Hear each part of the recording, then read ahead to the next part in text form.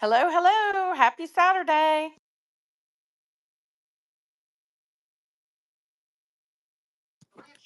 Can you hear me? Yeah, I had to wait. It was lagging a little bit trying to get the request, but it went through. Okay, okay, cool. How are you tonight? Not too bad. How about yourself? I'm doing okay. Aunt Beverly's out of the hospital, so that's a good thing. Well, that's a good thing. Thank goodness. And my sister came in, so yeah, she can cover tonight. That frees you up a little bit, huh? Yeah, Give you a break. I was gonna have to do something because I knew I had to. I mean, I didn't have a chance to get off like I wanted to, and so this hopefully will be a fun little space. It should be. I mean, it'll be chill. You know what I Yeah, mean? right, exactly. Yeah, like you said, that's one thing you can relax about a little bit, anyhow. How was your day? You did anything exciting? Nah, not a whole lot. I did go over some charts while I was bored. We've had some bad weather here today. Did y'all have good weather over there? I mean, it was pretty bad, pretty heavy rain. We had some storms here, but they didn't last long. But when they did, they just dumped it all down and quit. Cool, cool. All right, let me share this out a little bit and see if we can get some people in here. Yep, no Excuse me. worries.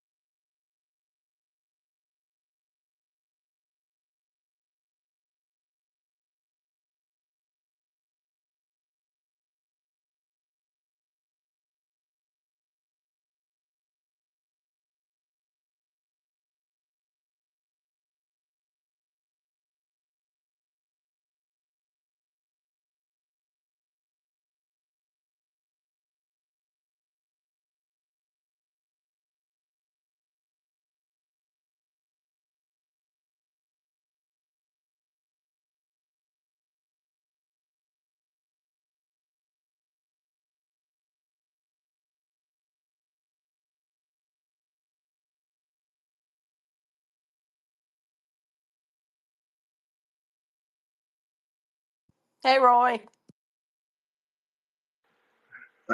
I don't know if Brent is like me. I was laughing because I was like, "Are you serious? She put up a Generation H space guidelines.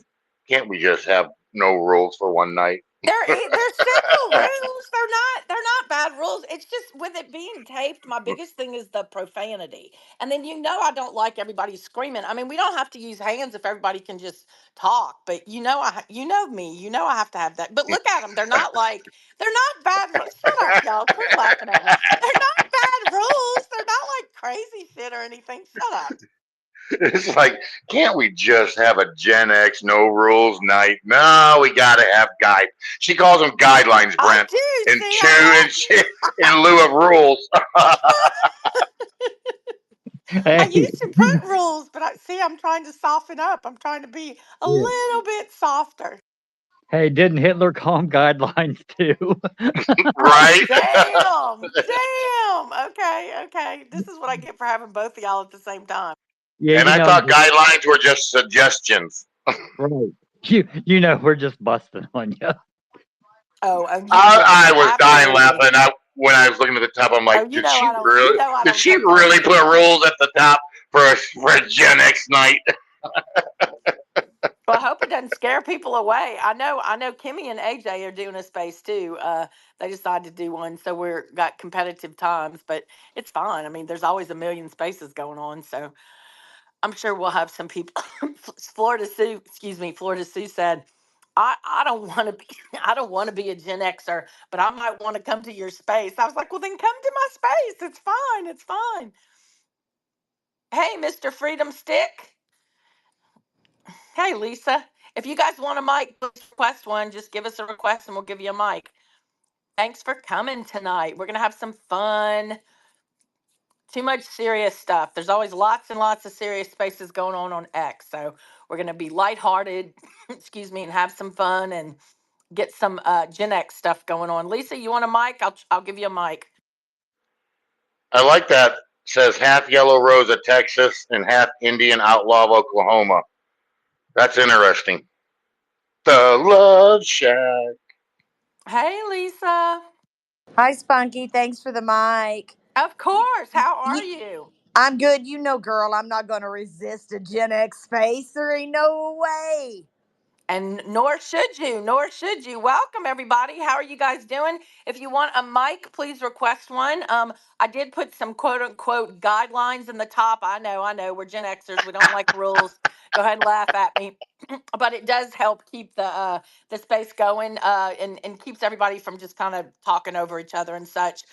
It's just be respectful. That's the biggest thing. Please don't throw anything in my jumbotron. If you have anything, just stick it in the purple pill down there. We're going to keep it lighthearted, lighthearted. I cannot say that enough. If you want politics, if you want all the heavy shit, there's a million other spaces going on. So please feel free to go there because we've tried these spaces before, and inevitably it always rolls back around. So we all know the state of the country. We all know what's up. We're all got our things that we're dealing with. But this space tonight, we just want to keep it lighthearted. We want to talk about what it's been like to be, what it was like to be a Gen Xer growing up, sharing stories, laughing. Let's just have some fun. So again, if you want a mic, please request one. This is probably the least whatever you want to call it, space. Like if you're nervous about speaking, if you're shy about speaking, do not be that way in this space. Like we're not judging you. We'd love for you to come up and speak and be part of the conversation. It makes obviously the conversation go much better when you actually have people who are having a conversation. So request a mic. Go ahead, Lisa. Oh, go ahead. Well, since we got people, let me go ahead and get started. We'll get to your hand in a second, Lisa. So Roy, go ahead and introduce yourself. Give your spill about whatever you want to give your spill about, and then we'll go to Brent, and then I'll play a song, and then we'll get to hands. So go ahead, Roy. Oh, I'm supposed to introduce myself as a Gen Xer? Is that what you're saying? Introduce. You are a Gen Xer, but introduce your damn self however you want to. Well, I'm Army vet. Y'all call me Roy. Call me Army vet. Most of the time I get called asshole. I'm pretty unfiltered. Oh, sorry, I violated one of her damn guidelines. Damn, darn, I violated her guidelines of no Well, you cussing. can say damn and you can say shit. I just don't want the F word and other words like that because it is being recorded. You know what I'm saying? Just so yeah, go ahead. Okay, and because I am Army vet, I am going to apologize for any unsolicited F bombs that fall out because I was issued that when I went through basic training, and that's just part of who I am now. Um, I am one of Spunky's co-hosts, help her out a lot. Well, I don't know if I help her out. I just kind of do what she tells me to do. He's not just a Uh, co-host though. He and Brent are both they're very good friends of mine. So let's clarify yeah, that. yeah. She is definitely on my list of when the phone call comes in, I have to decide decline or accept. So most of the time I accept, but no, I love her. She's great. She's my Twitter sister. I don't know what else to say. I'm a veteran. I'm a father. I'm a patriot. I'm a Gen Xer. All the good stuff all mixed together. Y'all have a good night tonight, and let's have a good time and laugh and have a memorable moment. All right, Brent, you're up. Okay, hey, well, I gotta definitely keep my tone down because I'm bad anyhow. I don't even know I say that word all the time, but everybody tells me that I do, so I'll keep it clean. Uh, I'm Brent, Gen Xer, but probably was born 20 years too late because I relate more probably to even the older crowd when it comes to like, values and all that conservative stuff.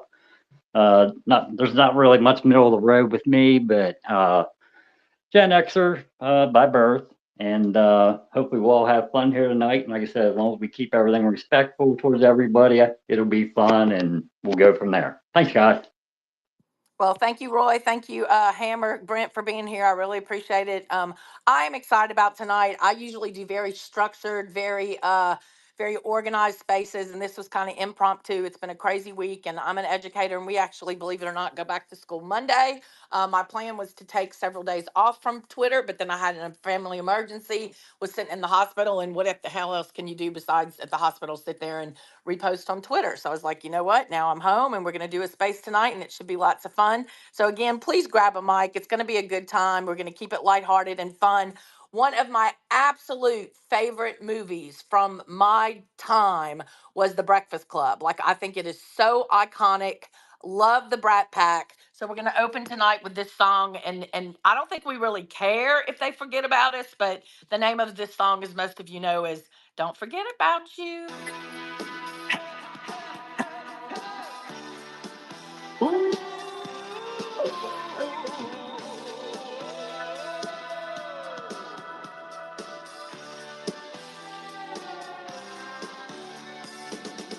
Won't you come see about me? I'll be alone, dancing, you know it, baby. Tell me your troubles and doubts, giving me everything inside and out. And love strange, so real and bizarre. Think of the tender things that we were working on. Slow change may pull us apart. When the light gets in your heart, baby, don't you forget about me. Don't you forget about me. When you stand above me, look my way, never love me. Rain keeps falling, rain keeps falling down, down, down. Will you recognize me? Call my name or walk on by.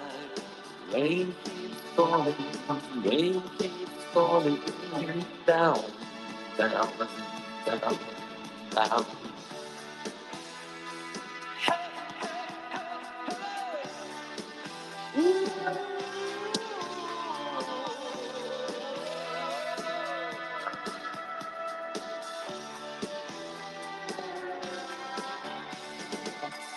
Don't you try to pretend it's my feeling will when and I won't harm you or touch your defenses, vanity, insecurity. Don't you forget about me. I'll be alone. That's who you know it, baby. Don't you take you apart. I put us back together at heart. Don't you forget about me. Don't you forget about me. As you walk on by, where you come by me. As you walk on by, where you come by me. When you walk away.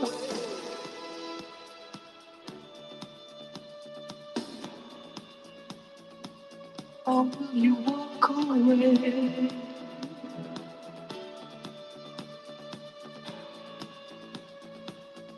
Will you walk away? Walk away. Will you come away?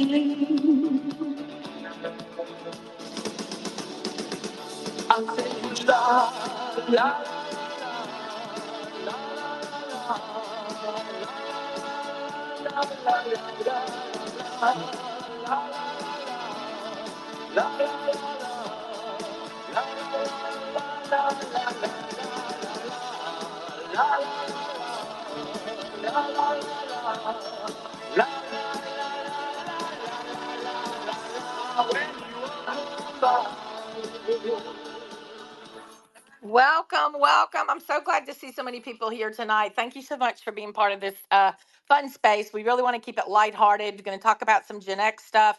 I know some of you are not Gen Xers, and that is absolutely fine. We know that you really want to be, and you know we're the super cool ones, so you come to hang out with us, and we of course love that and appreciate that. Looks like we're having some technical difficulties. Brent, I'm going to drop you down and let you come back up. Because it looks like you're losing connection there. But welcome, welcome, everybody. Please feel free to grab a mic. It's so much easier to have discussions when we've got some mics up and everybody's talking. So, again, nice to see so many people. Good to see Nikki and Kevin and Lisa. Lisa, you had your hand up earlier, so go ahead, my friend. I was just going to mention, sorry, I'm taking a bite.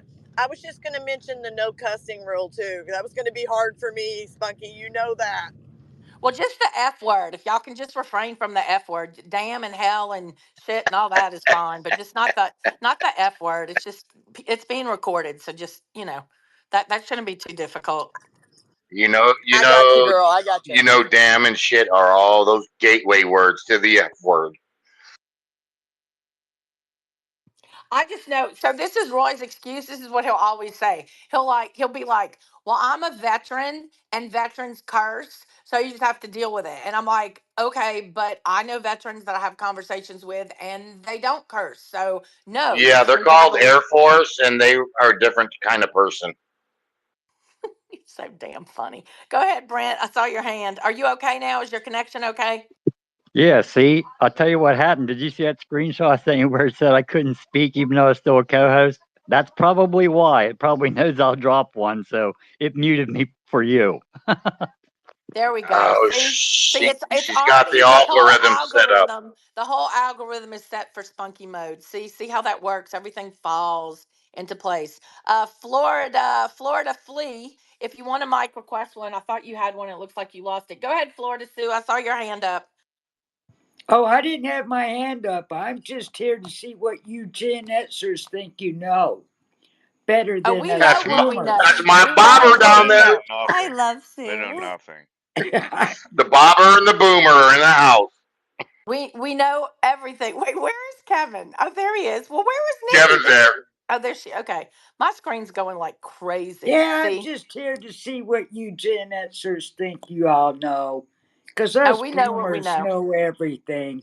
It's okay. We know you boomers forgot everything you used to know. Boomer alert! Boomer alert!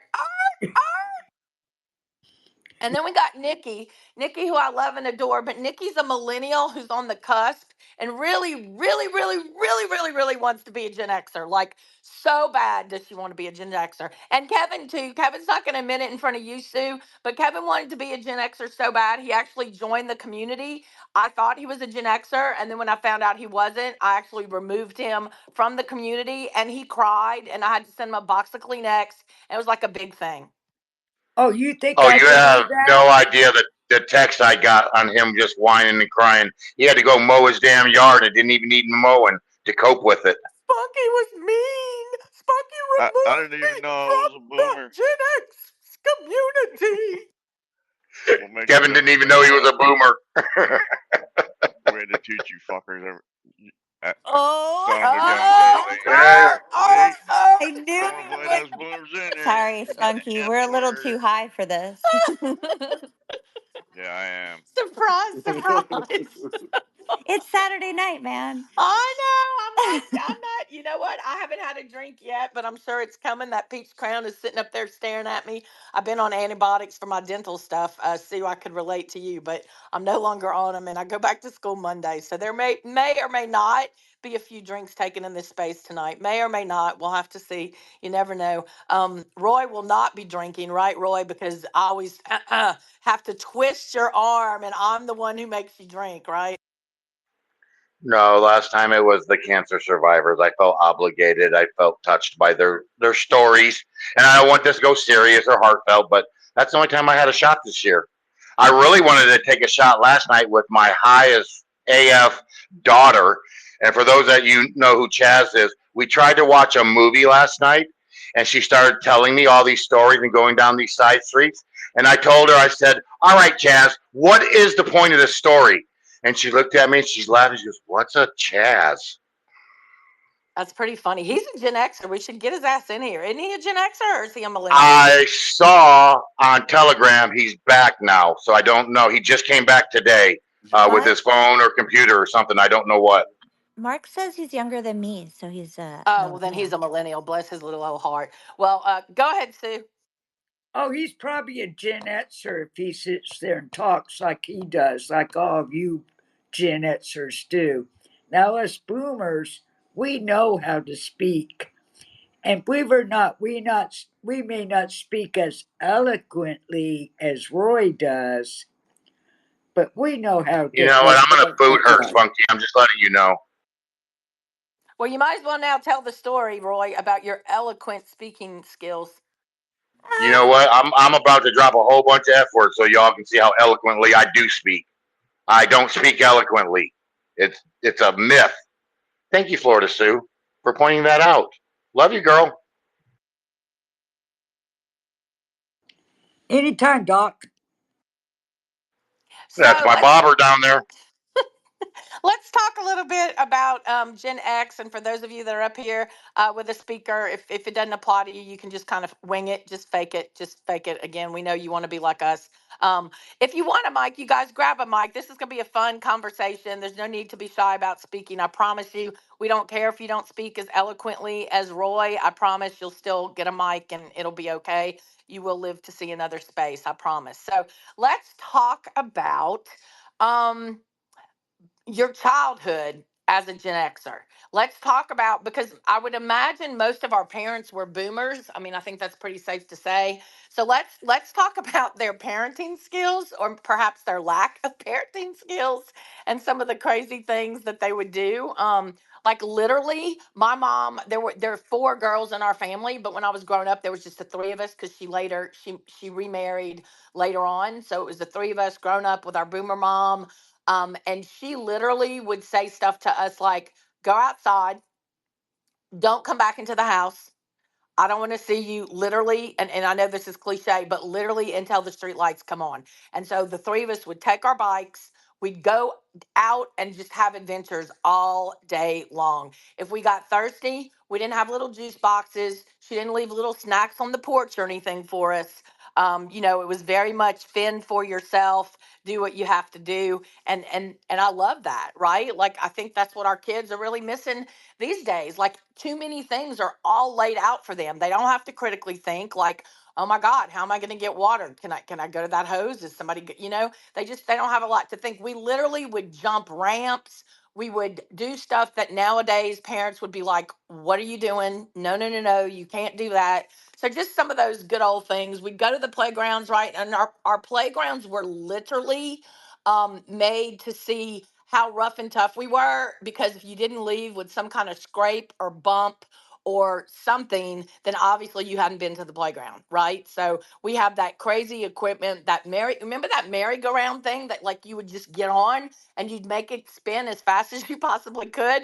And then it was like, who could fly off of it? Who could fly off and like you might hit that pole that had the damn ball on it that you would go back and forth. You might literally fly into that pole and then people would just get up and clap for you. I mean, it was crazy. So let's talk. Come on, raise your hands if you're Gen Xer, and if you're not, go ahead. You can share your experiences too.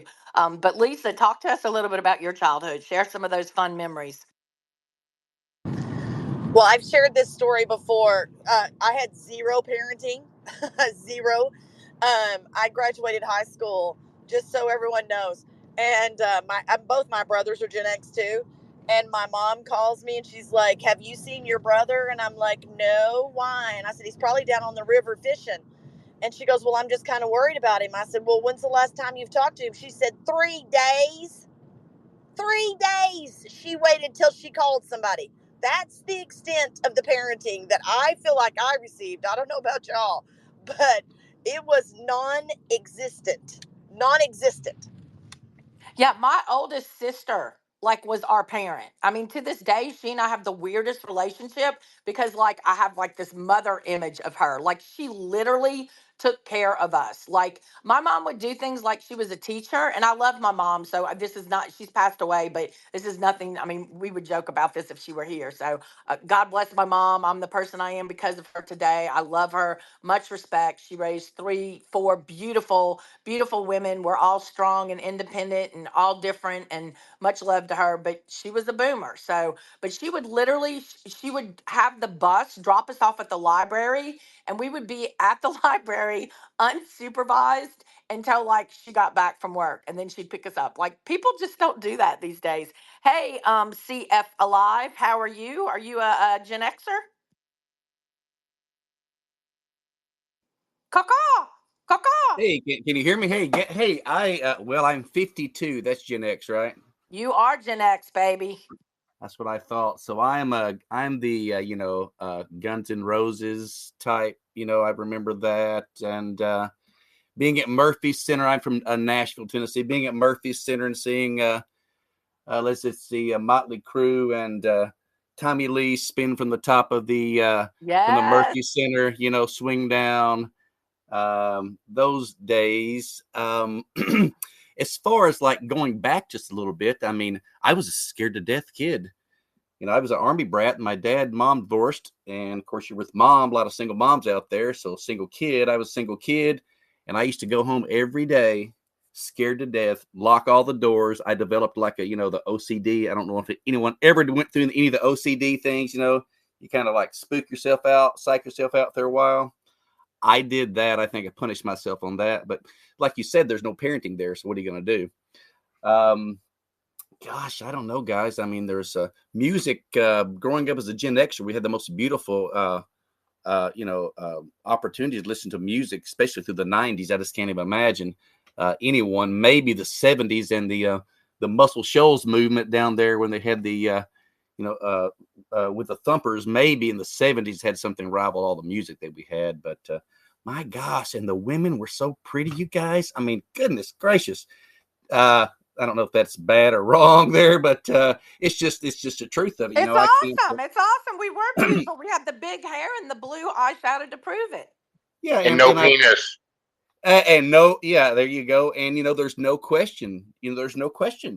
And it's you still open the door for the lady. I did, and I mean, there was always a time at the end of the date, maybe you were hoping she would drop the lady a little bit, and you might not be quite the man that you wanted to be. We left spin the bottle around 11 or 12 years old, so we had to start being, bridging the life gap there a little bit. I think actually that the Gen X has done really well with that. And I know that we were kind of hidden. I felt hidden there for a little while, but right now we're coming into our time. And I think that this is perfect. The spunky, the conservative patriot. That's it. Gen X. We're on a meteoric rise. And I might have something left to say, but just being with beautiful people, I feel very welcomed. That's all for now. Well, I love what you just said, and you're always welcome. And if you're not, I just reshared it on my page, the Gen X Patriot Community. I am a stickler, as Sue and Kevin and Nikki know. So if you're not born between 1965 and 1980, you will not get in. 1981 does not cut it. 1966 does not cut it. So you literally have to be between 1965 and 1980. And it's a fun little community. We do not do anything heavy, nothing dark. There's enough of that going on, right? We all are more than awake and aware of everything. So we share memes and we share photographs, and it's just fun. So if you want to be part of that community, that's why I actually have this space tonight, other than just I needed some fun before headed back to work Monday. we just hit 200 members in our Gen X Patriot community. So it's been open for a little over a year. I vet the heck out of people just because you don't need any crazies in there. We have enough crazies as it is already. So we just want some cool people who just, want to have some lighthearted fun and just reminisce a little bit. So well, CF, thank you so much for sharing those stories. I want to say hello to Jordan. Jordan, I don't think you're a Gen Xer, are you? But I'm glad that you're here nonetheless.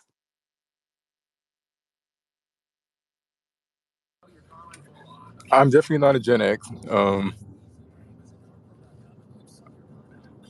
I honestly don't know what I am, but somewhere between a millennial or Gen Z, um, or people are calling now a Zoomer. Oh, bless your Um, heart. Well, we my we birthday will was we will say a '97. little prayer for you since you're not as cool as we are. Well, I'm glad you're here. I always love you joining our spaces, so you can definitely contribute to the conversation. Thank you so much. Well, I identify as one. Yeah, of course you She do. doesn't count that.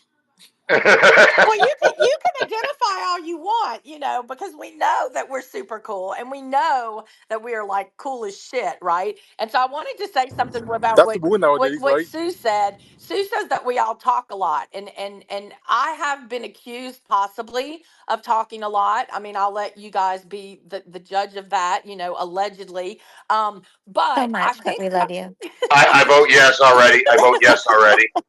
I think one reason that some of us talk a lot, other than some of us would regardless, right? And I'm one of those, that's just my nature, but we haven't talked a lot, right? Gen X historically has been quiet as hell. We are the ones that typically sit back, and the boomers and the millennials, or the millennials and the Gen Z, or whatever, are all fussing and fighting. And we literally are the people in those memes. And I'm sure you've seen them. There's a meme that's got like four sections, and it shows like, Gen Z and millennials and boomers. And then it's got Karen from Will and Grace sitting back with her martini. Or there's one where you've got like everybody fighting, and then you've got I think it's Russell Crowe sitting back, and he's smoking weed, right? So we literally are that generation. We are the ones that literally say, do your shit, whatever you want to do. Just, you know what? Just leave us alone, and don't poke us.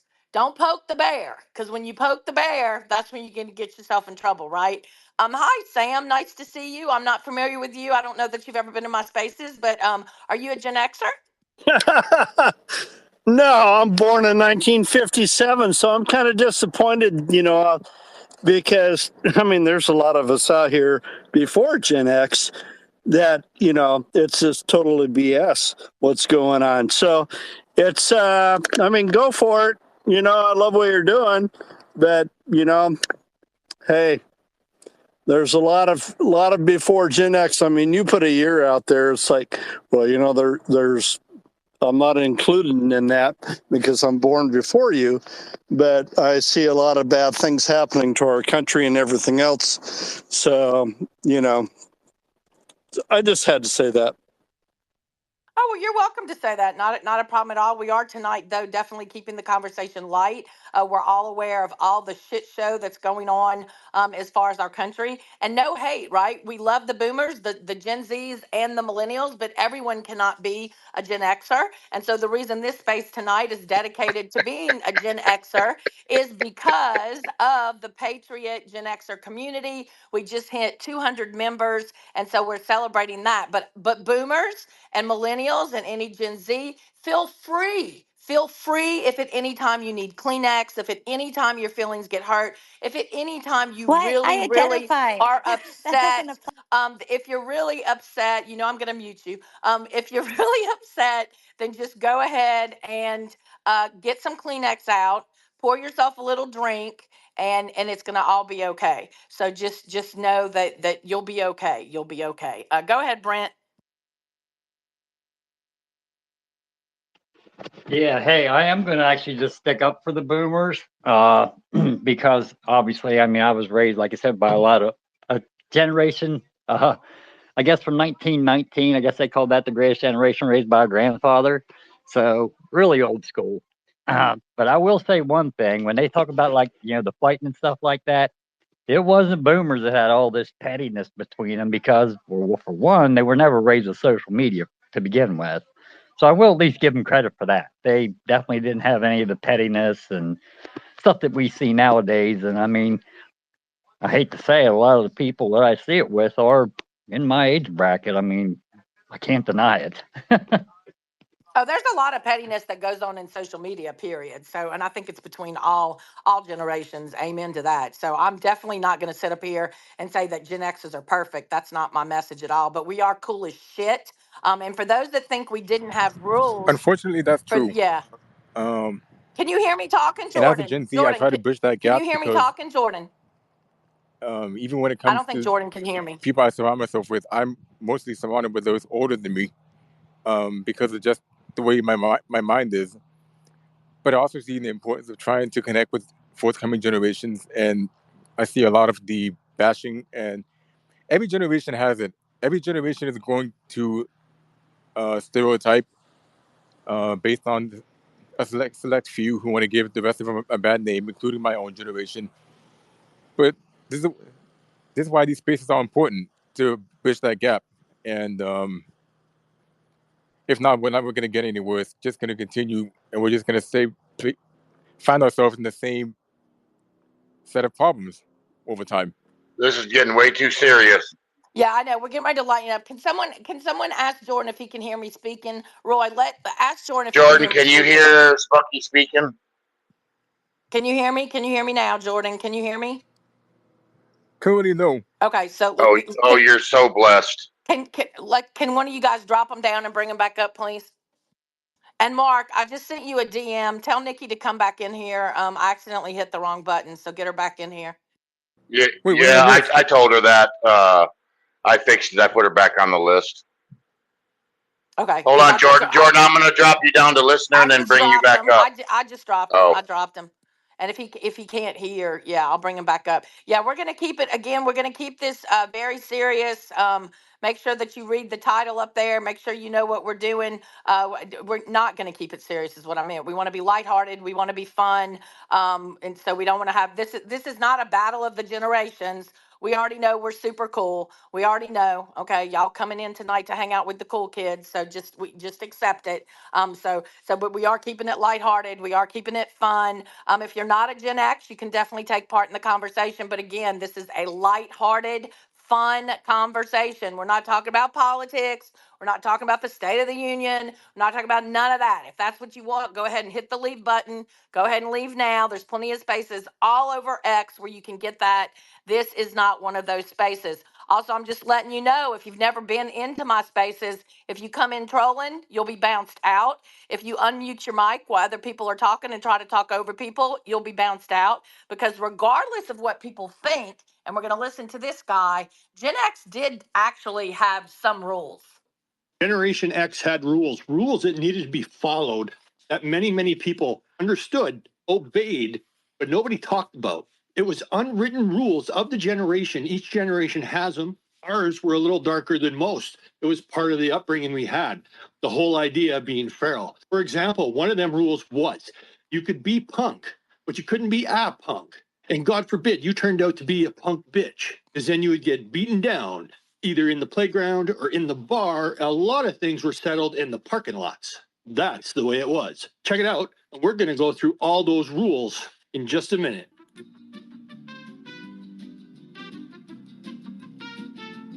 Share out the space. Let's get more Gen Xers in here. This is going to be fun tonight. Here we go. When I hear about these rules. All right, let's get to this. Now, like I said, the rules. The example I more gave rules for already. rules. You could You be got to listen, Roy. That's right. You could be punk. You could be sideline, kind of an anarchist, into the music, doing your thing. But don't be a punk. An a punk was also a poser or any other variation you want to use of the words, the slangs, the terms, right? We all know what they are, and we all recognize one right off the bat, and we still do today. In fact, a lot of times we go looking around and we're like, that guy is a punk bitch. That guy is a loser and a sack of shit. It ain't worth the sweat off my balls. Now, we get to this. See, Roy, That's the punk section. You could be that. But we had rules about fighting. That's right. If you were going to fight, you had to stand up and take your licks. Even if you knew you were going to lose, you had to stand there and you had to fight and you had to take your ass kicking because nobody liked a coward. You couldn't be a coward, not in Generation X. You would be eaten alive. Unlike today, where cowardice and victims are outed as heroes. We had to fight. In fact, the games we played, a lot of them seem to have been designed to create fighting. Like, who remembers? It might have been a different name where you were, but where I was, Red Rover. Yep. You know, where the kids would stand in a line and your arms would be linked Give me an together. emoji if you remember Red Rover. Hell And you yeah. would name a kid on the other side where their team was, and you'd be like, Red Rover, Red Rover. We want Kevin to come over. Kevin? And his job would be to run and bust through your linked arms. Kevin's gay. And you'd hit somebody so hard We you'd knock them played Red down, they'd get Rover. up, and you'd have to That's fight. like a They'd badass challenge you, and game. the fight would be on, and you had to do it. In fact, fighting was generally tolerated so much that if you started to fight at school, be it in elementary, junior high, or high school, if they did break it up, they would say, you guys settle this on your own time after school or on the weekend. Yep. Who It remembers wasn't that? don't fight at all. It was go do it where we can't see. That was the big one. Go do it where we can't see, because everybody got around to doing it and fighting and kicking some ass. You either kicked ass or got your ass kicked and you took your beating. That's the way it was. Okay. You got that. That's the fighting. Now, to coincide with that fighting, We'll get to hands after there this were clip. rules about bullying. That's right. If you were absolutely the biggest, baddest, toughest guy there, you could not be a bully. Your job was to be the playground equalizer. That's You had what to Brent stand up was. when Brent was the somebody playground bullied equalizer. a little too much. And then you would go over and you'd knock him his ass. Put that dick in the dirt, a good shiner, fat lip, maybe even bust his nose if he went too far. Because you were the one, the top dog. You know, you were the bull that ran that playground. And that was the rule. If you were the biggest, the baddest, the toughest, and absolutely nobody could ever beat you, you could not be the bully. You had to be the equalizer. You would be the one that would step up when the bully went too far, and you would beat his ass and beat it into the ground so that he would leave that kid alone for the next little while. And usually, if you got beat up, you got bullied some in school. Not a lot, some. Most people wouldn't challenge me twice because I was taught if someone is going to fight you, and even though you know you can't win, you at least fight back with the goal to cause an injury so severe that even after they beat you, they won't come back again because it was not worth it. You got to make it not worth it. You have to hurt them. And in fact, I had a few after school fights waiting for the bus, not realizing that one of my parents was coming to pick me up. I remember hearing the one time somebody screamed my name and told me to stop what I was doing. I turned around, it was my mother. And she came up and grabbed me by my hair. And she said if she ever saw me do something like that to another human being again, they would send me away. So that's it. You could not be a bully if you were the toughest. But other than that, you'd have a bully, and there were rules to being a bully. Most people didn't cross the line. Or is there dicks that crossed the line? Another unwritten rule when you were a Gen X child that all kids knew is no matter where you were, if you were with other kids, one of them other kids' parents was there and you all stepped out of line, that other parent automatically was pretty sure they were granted permission to whoop your ass for whatever it was you did. But we weren't worried about going home. We weren't worried about going home and finding out what happened. Okay? We were worried about getting whooped once and then going home and getting whooped again because they had to hear about what we did. Because nothing was worse than already getting a whooping for what you did and knowing that you were on your way home to go get another one. Because you would. Because those were the rules. I may or may not have If gotten one parent multiple had whippings disciplined in you, one day. you were going to get it again when you got home. Because I you don't think I heard can some hear the other word parent rules say anymore. something. As many times I've heard it in here. And if they didn't need to be a parent, if they were a senior of a certain age, darn right they would whoop your ass. And then they would tell your parents, not always on that day. They would sometimes hold on to it. Blackmail. Get you to come back and do chores. You would be blackmailed by a senior citizen, a little old lady Damn who once boomers. whacked you in the head. And now wants you to do chores so she's not telling your parents. But these were the rules of a Gen X child. We all knew them. We all understood them. We lived by them. Now, that is some of the rules that were there. Some of them. There were many.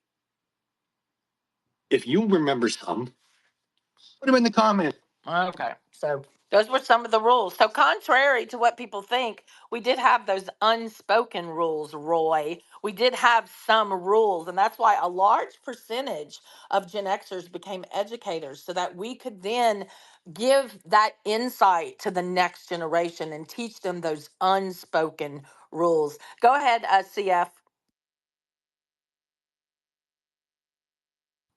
Caw-caw, caw-caw. Oh, great. Sorry. Okay, great. So, yeah, fun. Okay, for me growing up, fun was like being raised by my grandparent. I don't know if anybody else has that. Had major amount of grandparent influence.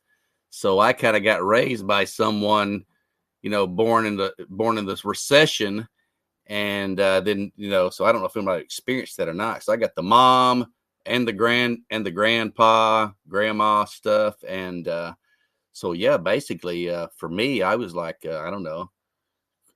Just this side of child slavery from about 10 till 15. I'm pretty sure of that. You know what I mean? So that's something that I think that kids don't do today.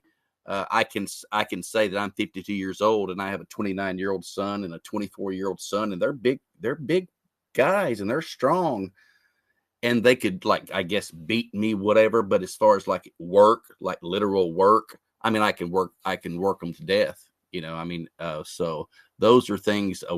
Work ethic is something that I believe. It for me, it was the yeah, you go do this, and yeah, later on we found out it was dangerous. It's not the worry about what's going on. So I really believe our generation was still maybe the last generation that was put out there. We got some love from someone. There were some gaps in our lives that we didn't have.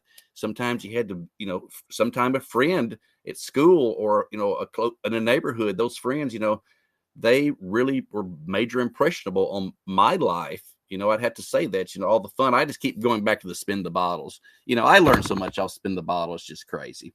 That may sound odd, but that's where a man gets up his or men develop confidence in the same things, the dynamic, that I just don't think people play spin the bottle anymore. My God, how could everybody be in a bad mood if you're young and you're playing spin the bottle, and you're doing some of these things. So I just wondered if anyone else would like to add in on the the grandparent effect, that brings back the generations a little bit. And because of that, I feel exceptionally balanced. And throughout my lifetime, people have said, hey, you're a little bit different. And they'll ask me, and it really turns back to, it's just like the extra that I was allowed to get because, mom and dad weren't there all the time, kind of skipping out a little bit to have fun. Grandparent fills in. So I get that extra. I got that extra. I don't know if anybody else think that's good or not, but to me, that's all day good stuff. Yeah, Thanks, you're guys. absolutely, that is right. Lisa, did you have anything to respond to that? Did you have a big influence from your grandparents?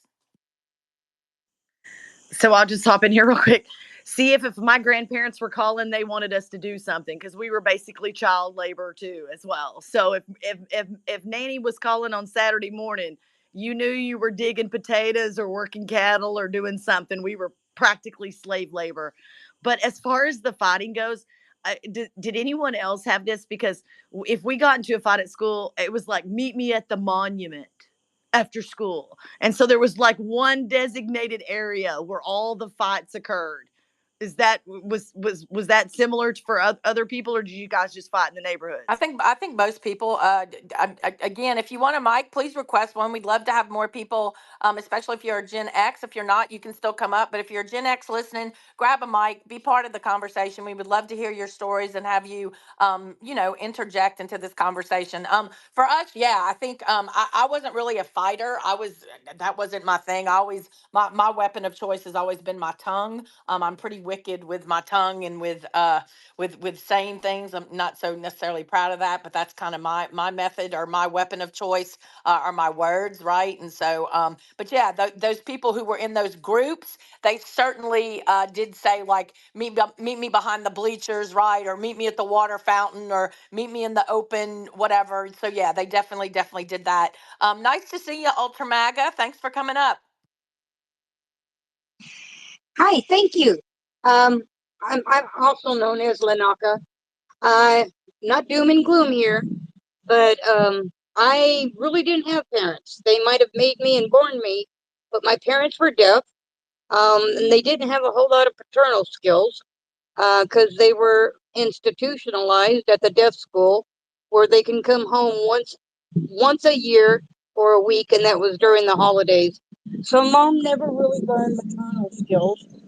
And at 7 years old, I became a mom to my two younger sisters and a survivor. I latched on to my friend's parents because they had two parents in the house, and I could see how that was functioning and how it was supposed to be. And in my mind, I know I had God with me the whole time of my whole life up until today, because I would ask questions and my parents couldn't answer those questions. And I would ask my friends' parents those questions, and they would take me on to church with them. Well, I raised my two sisters. They were my firstborn, technically. I changed diapers. I taught them how to walk, and on and on and on. I became a survivor. In fourth grade, oh, by the way, because I had deaf parents, I was also bullied because my parents were different. They were weirdos. They couldn't speak. And after Well, enough of I want to interject here a little bit. I actually work with blind and visually impaired students. That's my career. I'm an itinerant, and part of our branch, if you will, is also to work with the deaf and the hearing impaired. So I love that you bring in that and that you had that experience. But I do want to kind of keep it on topic. So talk to me a little bit about being a Gen Xer rather, and talk to me about maybe some fun thing or something that happened with regard to that during your childhood. Well, I learned how to be a fighter. I learned how to survive. I got my butt whooped and I kicked butt right damn back. And I learned not to be afraid whether they were males or females.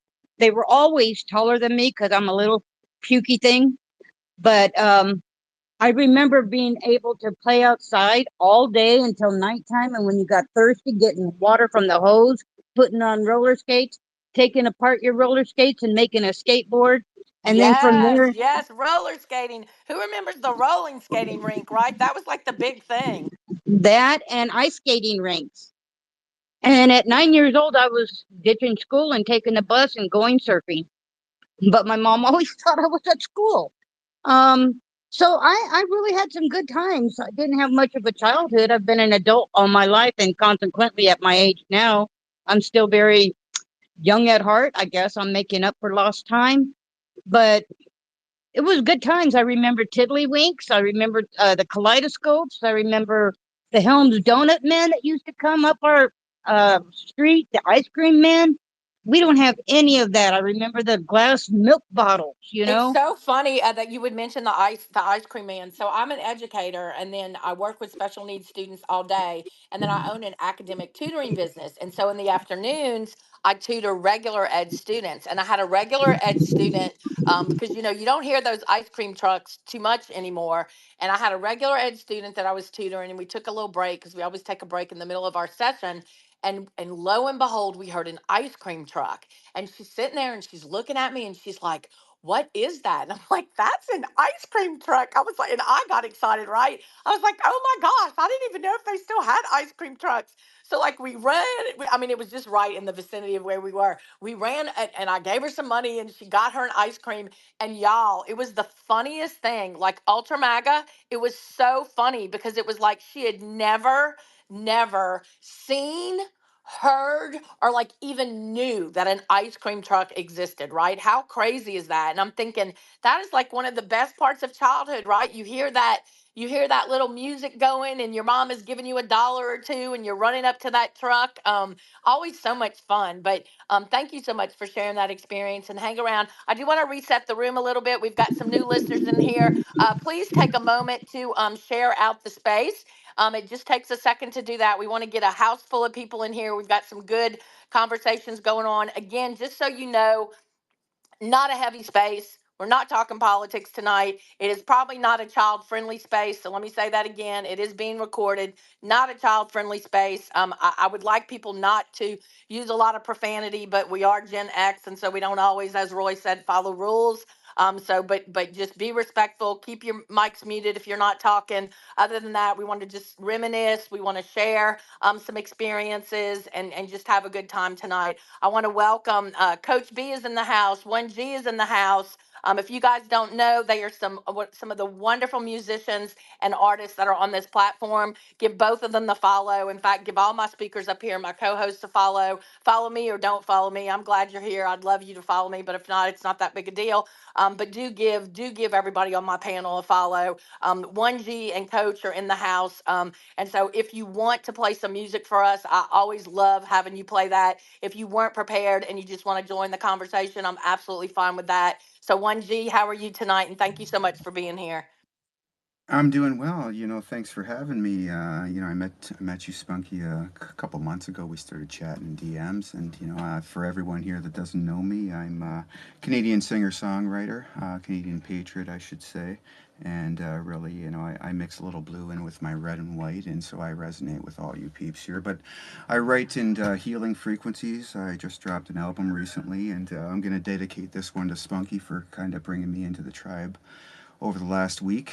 This is one from my new album. I dropped the video in the purple pill. So if you want to check it out and show some love, if you like what you hear, I'd really appreciate that. I'm going to play something called "Nice to Meet You."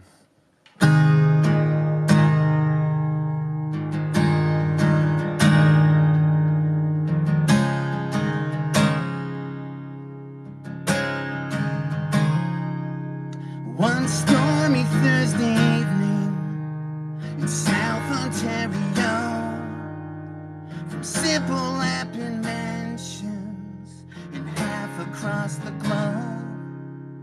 It's funny in this life how people come and go. We're all out here just wandering, and no one really knows. So cheers to taking chances, to meeting someone new. We'll never know what life brings without a chance or two. It's nice to meet you.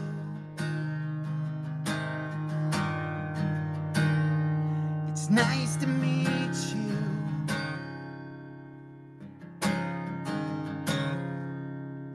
So now I sit here thinking just how this all began. A simple worded message and an app to link us in. Well, someone someday told me, white eyes and you'll be fine. Who out there sent this angel? And how do I buy her wine?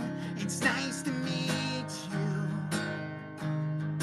From half across the globe, glad to meet you. And I don't even know, it's nice to meet you. From half across the globe, glad to meet you. But you don't even know. And now a full moon rises, and it would be a sin to sit right back and mesmerize and never just give in. So now I sing in chances, and one thing I do is sing to share my thoughts and melodies and see what life will bring. It's nice to meet you from half across the globe. Glad to meet you. Fuck, you don't even know. It's nice to meet you from half across the globe. Glad to meet you, 'cause now we're not alone.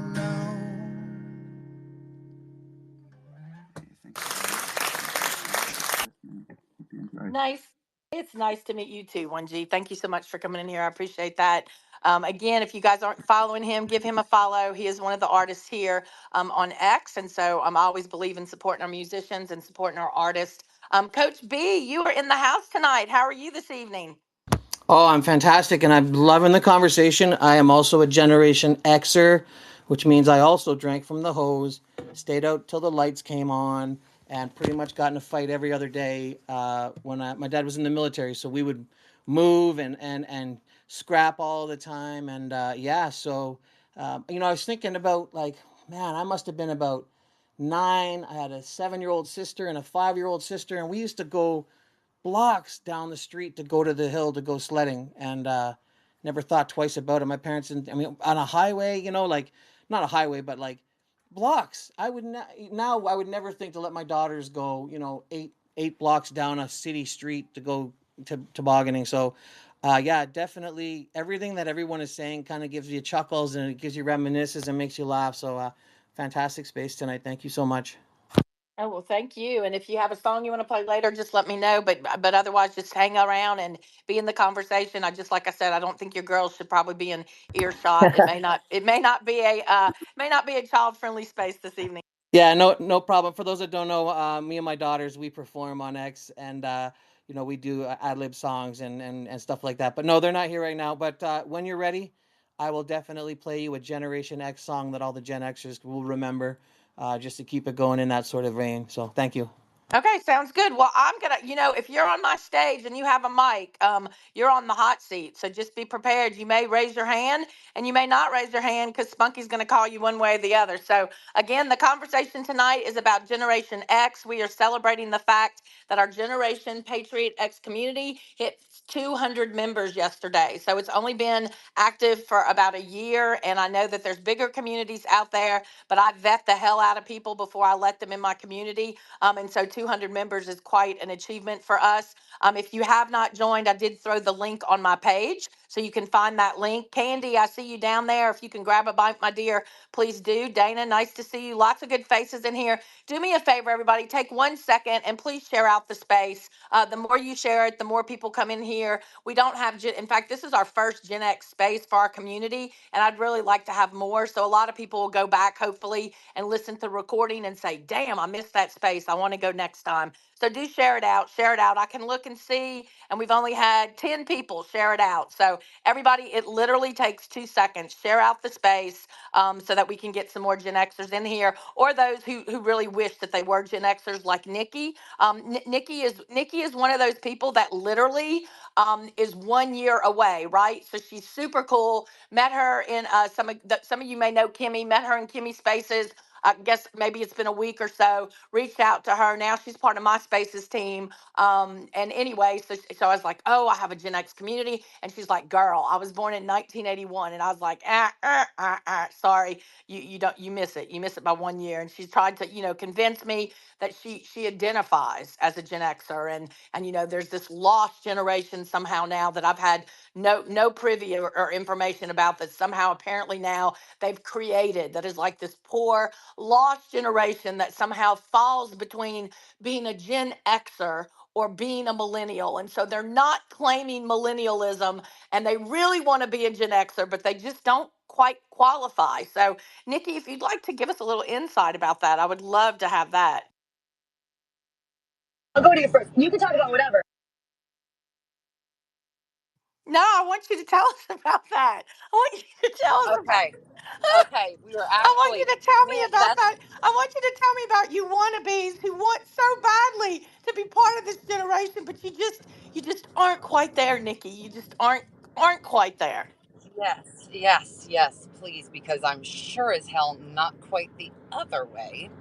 Um, yeah.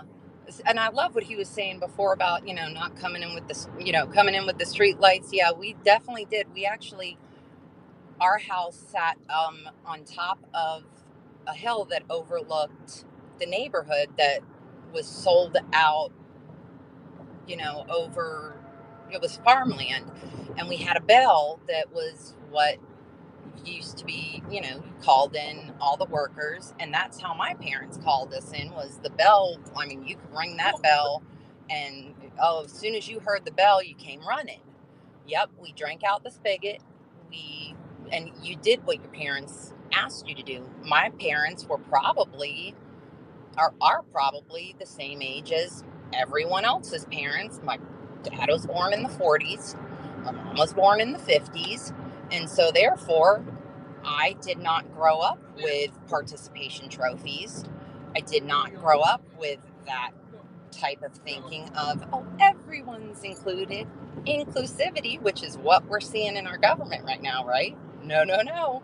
I grew up with, you earn it, you get it. Yeah, that kind of stuff. So yeah, it's called a zennial, which called a micro generation, and it's actually 1977 to 1983, because I ain't no damn millennial that gets participation trophies and it talks back to their parents and it does whatever the hell they want it to. Yeah, we may have partied a little bit as teenagers, but when mama found out about it, kind of got it handed to you.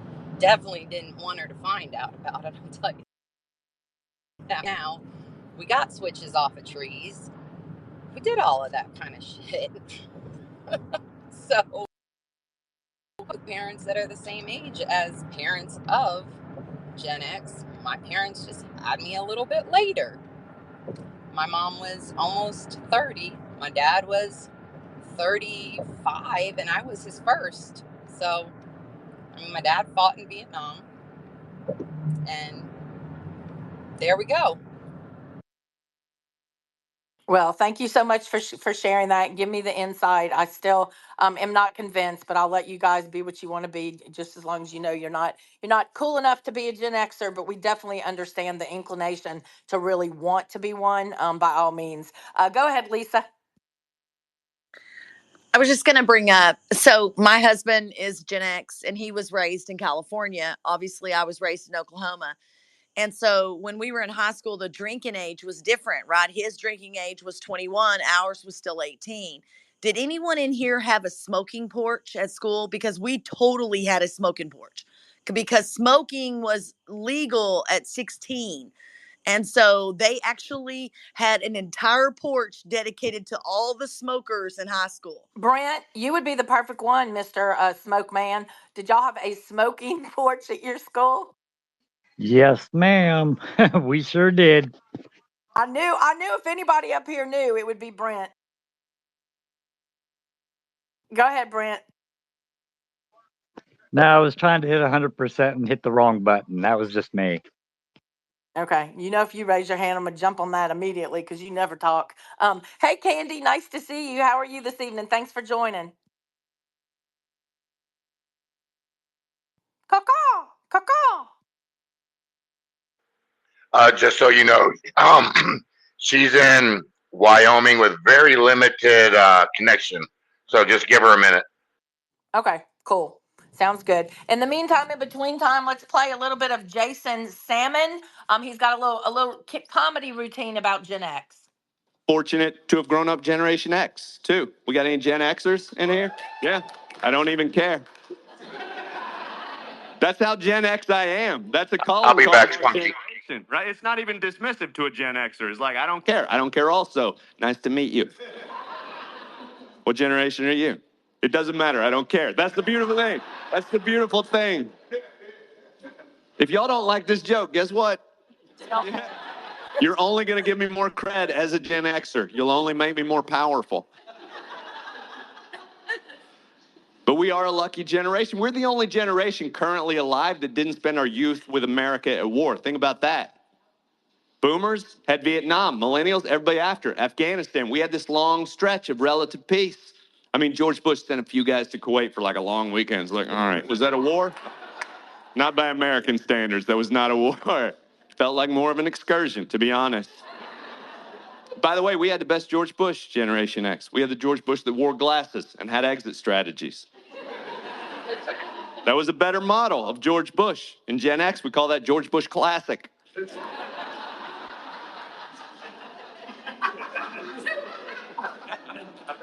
But it's easy to spot that we're a lucky generation because we're sandwiched between the two most dynamically angry generations currently alive. We are.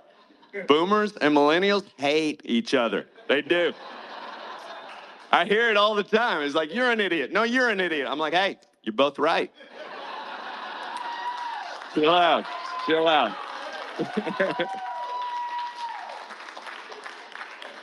But I get it. I get why they're two angry generations, because these are two generations that experience these huge swings between human achievement and human disappointment, right?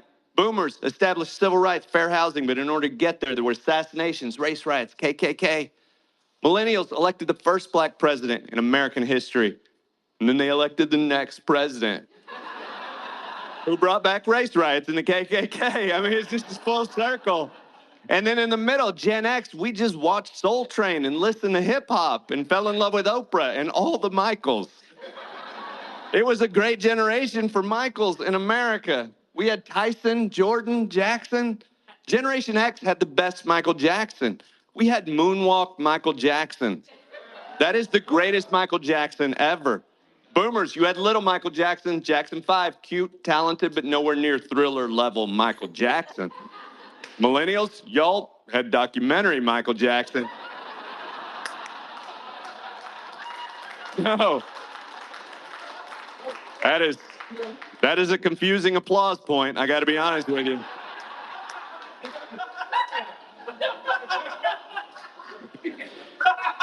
But that's the thing. Millennials had the worst of a lot of things. They did. Millennials introduced ghosting to the world as a way to end a relationship. In Gen X, ghosting just meant that Demi Moore's boyfriend had to die to become remotely interested in her pottery hobby.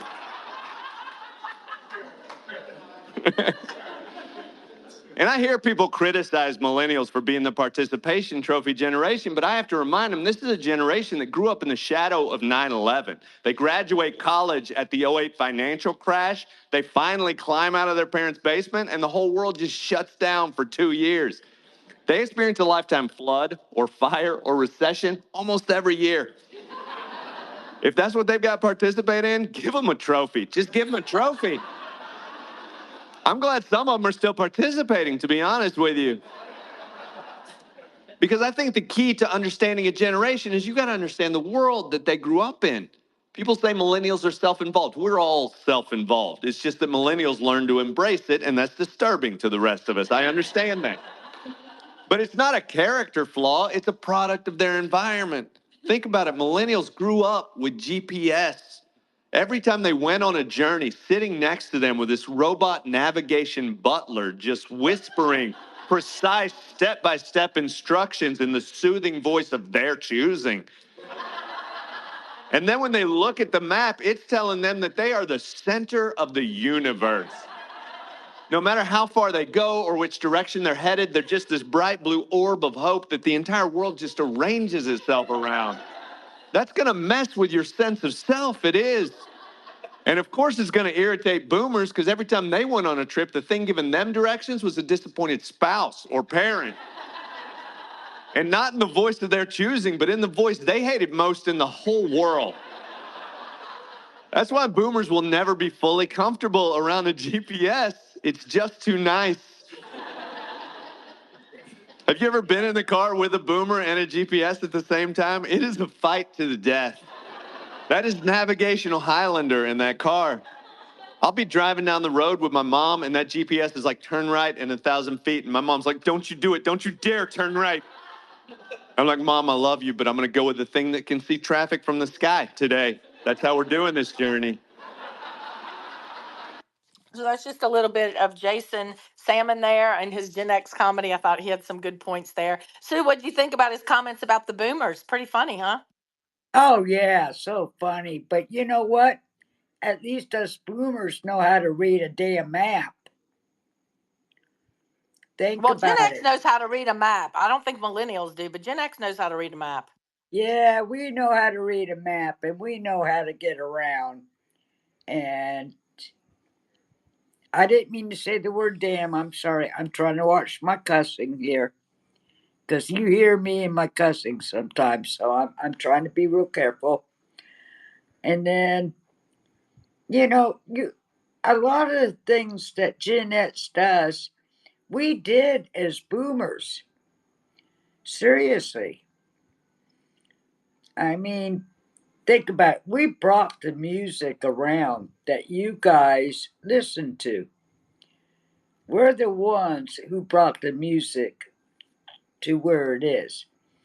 Because I was born in the 60s. Now, not in the 50s or whatever, but in the 60s. We brought the music. We brought, I mean, and we drank from water hoses. We played on the same school, like merry-go-rounds and stuff like that. We, God, we're the ones who probably brought the smoking areas to the schools. And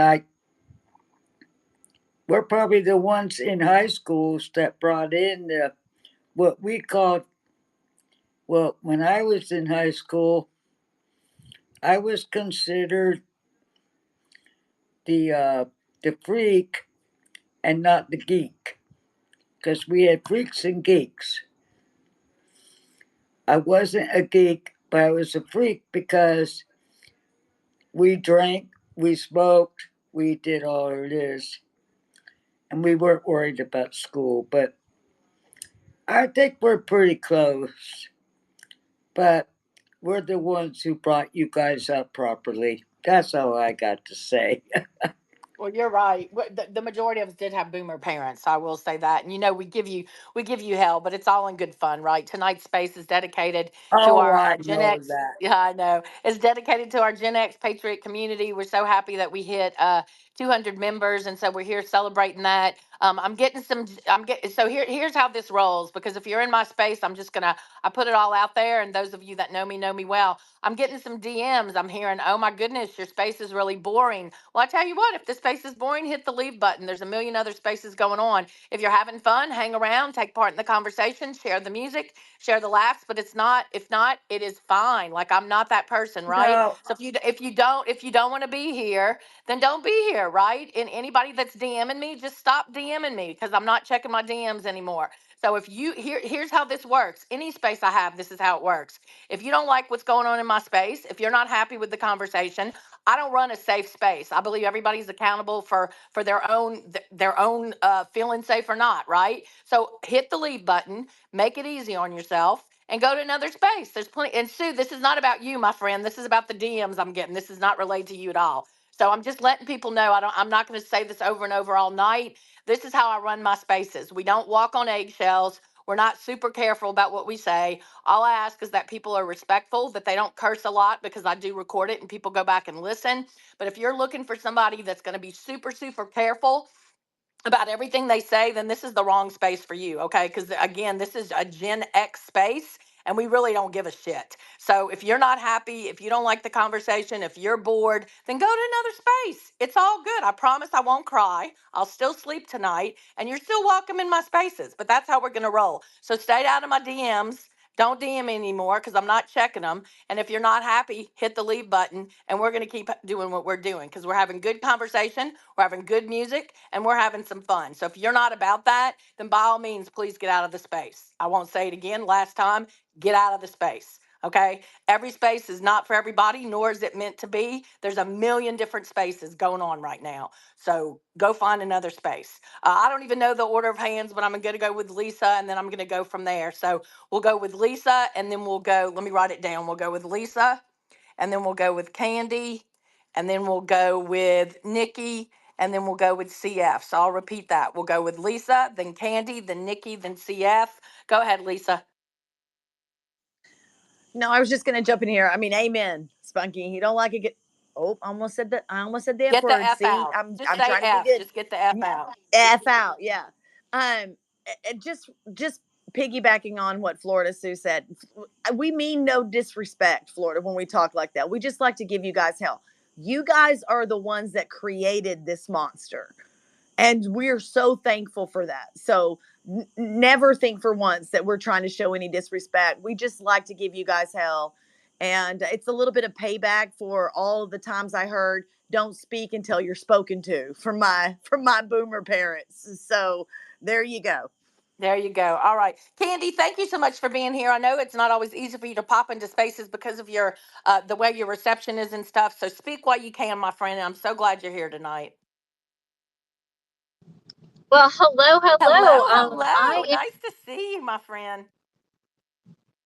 Well, Roy said I'm in Wyoming. I'm not really in Wyoming. We're still traveling. I literally just left Sturgis, not because I wanted to be part of it, but because I had to drive through there. And man, I'll tell you what, being surrounded by motorcycles on a 4-lane highway is no different than being in a little tiny car surrounded by 6 18-wheelers. I can tell you that.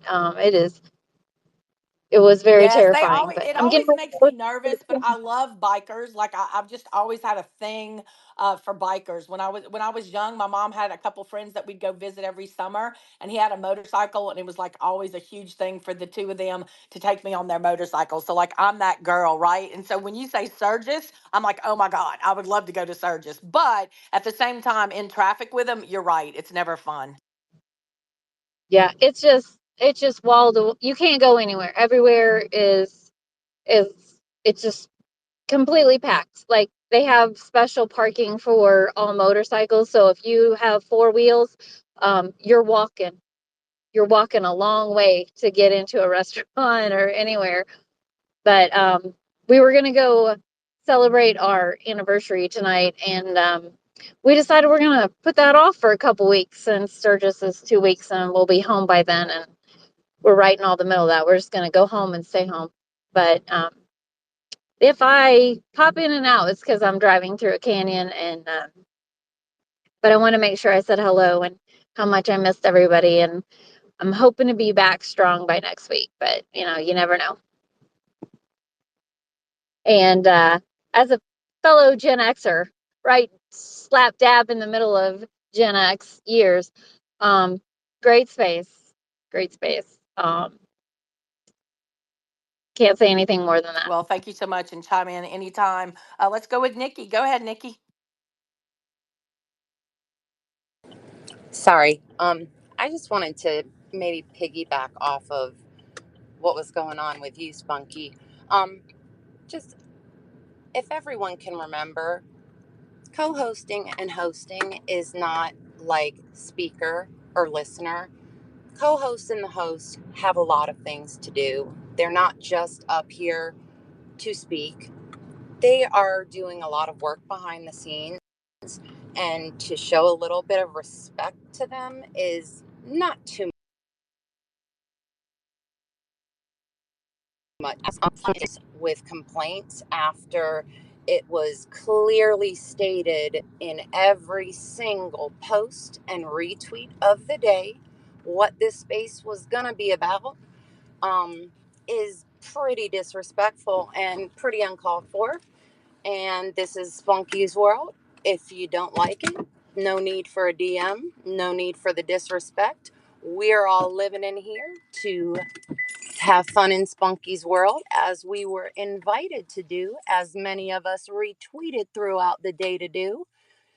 Um, I just think that it's the least we could do to maybe just give a little respect and be kind and decent and have a little fun. We can have fun. We can be a little bit smartassy and sassy and just enjoy the time without getting in our ugly faces in DMs. So let's just oh, let's just all try to have fun instead of being ugly.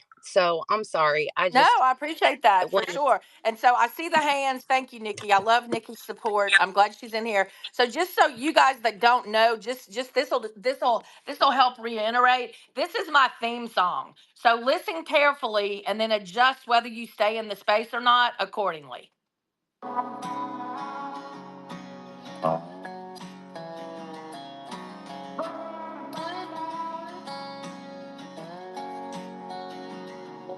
I love my country, love my freedom, fuck a welfare, now I don't need 'em. Shotgun race from the woods to the plate. Ain't never went hungry, ain't never too late to come around here, son, running your mouth.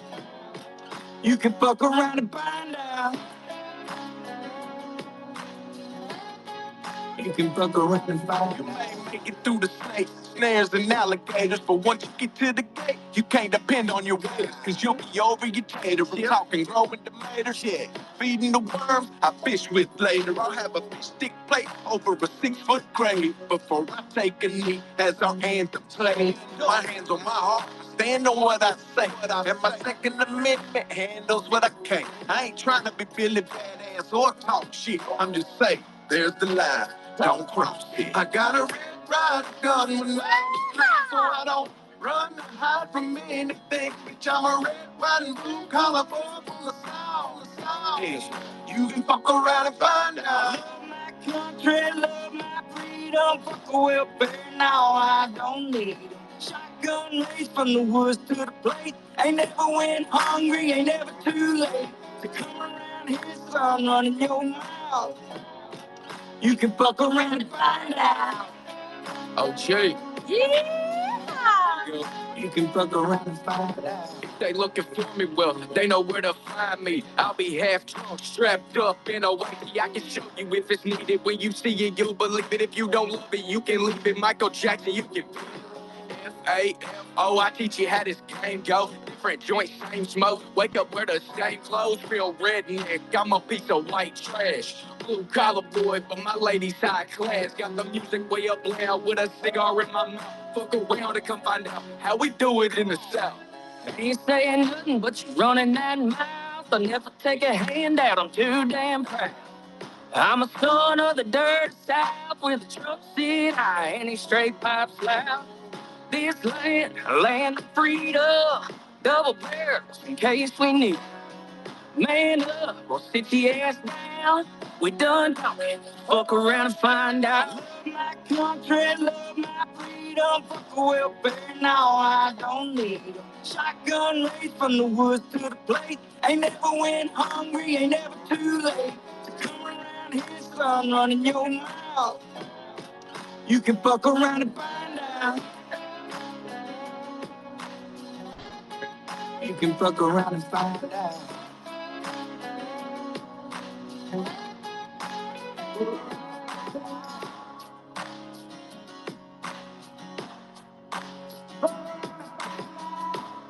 There you go. So that gives you a little idea. Now you can decide whether you want to stay in the space or not.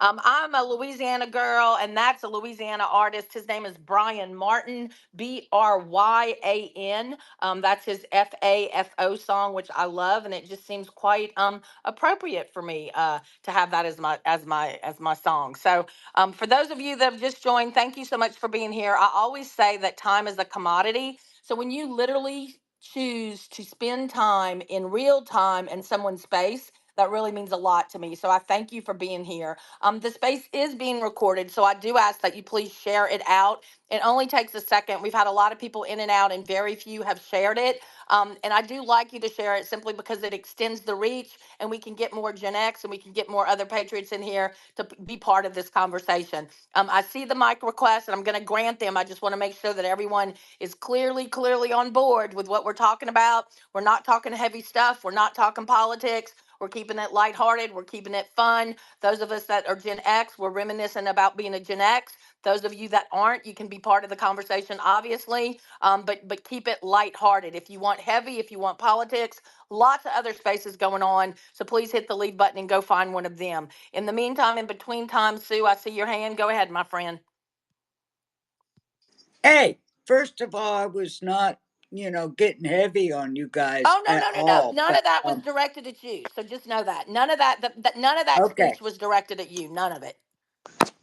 okay. And second of all, um, my little sister is a Gen Xer, believe it or not. And I sit there and say, "You're so damn lucky. I broke mom and dad in for you so she could enjoy life and not get put on restriction and get into the trouble I broke them in so that when you went through high school and everything else, you didn't get in trouble or put on restriction for the things that I did because they were like, oh, well, that's what kids do." So, and we are super close, and I still say, and I still tease her to this day. Yeah, you're lucky. I got in trouble for doing this or doing that, and yet you did it, and it was like, oh, it's no big deal. So it's a fun thing between the two of us, and it's a fun thing with me that with the Gen Xers and everything else. It really is because I feel like we broke we broke the old mold, and to make it easy for you guys. I really think that way, and that's just how I think. Well, you know nothing but love for you, and again, it's all in fun, right? We do not dislike any other generation. This is all just us. But again, the point of this space tonight was we do have a Patriot Gen Xer community. We did just hit 200 members in that community. Super proud of that. Super proud that we've hit that many members. Welcome other people to join us if they fall within that criteria. And so that's what this space is about tonight. So come in here, have some fun, share some music, share some stories, no drama, no bickering. If you don't want to be here, hit the leave button, go ahead and leave. If you're on stage, just know whether you raise your hand or not, you're on the hot seat. So I will call on you. So just know that ahead of time. But we do have a hand, and it's Cat Crazy. So hey, Cat Crazy, how are you? And what do you have to add to the conversation tonight? Hi, good evening. 1969, born in Maine, youngest of six kids. Whoop So, whoop. yeah, um, going off of what CF said about, work ethics, used to ride my bike 5 miles to go mow a lawn that took about 2 hours to mow by a hand push mower, get on the bike, ride back home. Um, just babysitting, just trying to make that money. I was just trying to save the money to, my goal was to go to California, which I did, but it's just, I know my work ethic is just, it's so different from nowadays, and it's hard to see sometimes, actually. Also being the youngest of six, big household. My next oldest brother was 5 years older than me, and we had this huge willow tree in the front yard. And of course, us being kids, he climbed to the top, fell down, broke his arm and his leg, and I was just so pissed because I'd finally gotten my own room downstairs, and he like had to take my room, and I'm like, damn, Albert, uh, it was, and just we had woods next to the house where we just go and find salamanders and worms and snakes, and we didn't know what probably could have been poisonous shit back there, but that it was a good time. Thank you for letting me speak. Well, and so, oh well, no, thank you, and stay on stage. If we need to do a mic rotation, we will. But right now, we're good. I am down one co-host, which means I've got one less speaker position, but we're good. I appreciate everybody. Again, if you want a mic, please request one. We'd love to have you join the conversation. We're glad that everybody's here. Thank you so much for being here. I remember catching fireflies. I remember literally going out in the field and catching fireflies, and now you can't even find a firefly. Like I can't remember the last time I saw one. I think it was maybe on vacation. And I mean it's even been multiple years ago. And I'm going to attribute it to like the chemicals and things that we're using now and all that type of thing. I don't know. Do you Florida Flea? Do you have fireflies where you are? I see your thumbs down. And tell me a little bit about what you've got going on, and talk to me a little bit about you being a Gen Xer, my friend. Yeah. Hey guys, yeah, Florida Flea. Actually, I'd say Florida Bama Flea more so. Right now I'm in Bama, but hey everybody, hey Lisa, hey Cat, Crazy, welcome. That's what's up. 73 model here, oldest of three. Fireflies. Absolutely, we definitely have them here. So they're not gone. They're not gone. They're still here. You hear the train in the background. I'm downtown Talladega. Cool. If you want to know, that's what's up. Yeah. Okay, well, thank you so much for joining. I appreciate that. I'm glad you got some firefly action over there. I hadn't seen any fireflies in quite some time. I'm not familiar with this United. You guys, there's several of you in here, so maybe you'll later if you want to tell me a little about your organization. I see you. I see all those Cat Crazy and Celine in Florida Flea or Bama Florida Flea. We got Crystal. We got Lisa.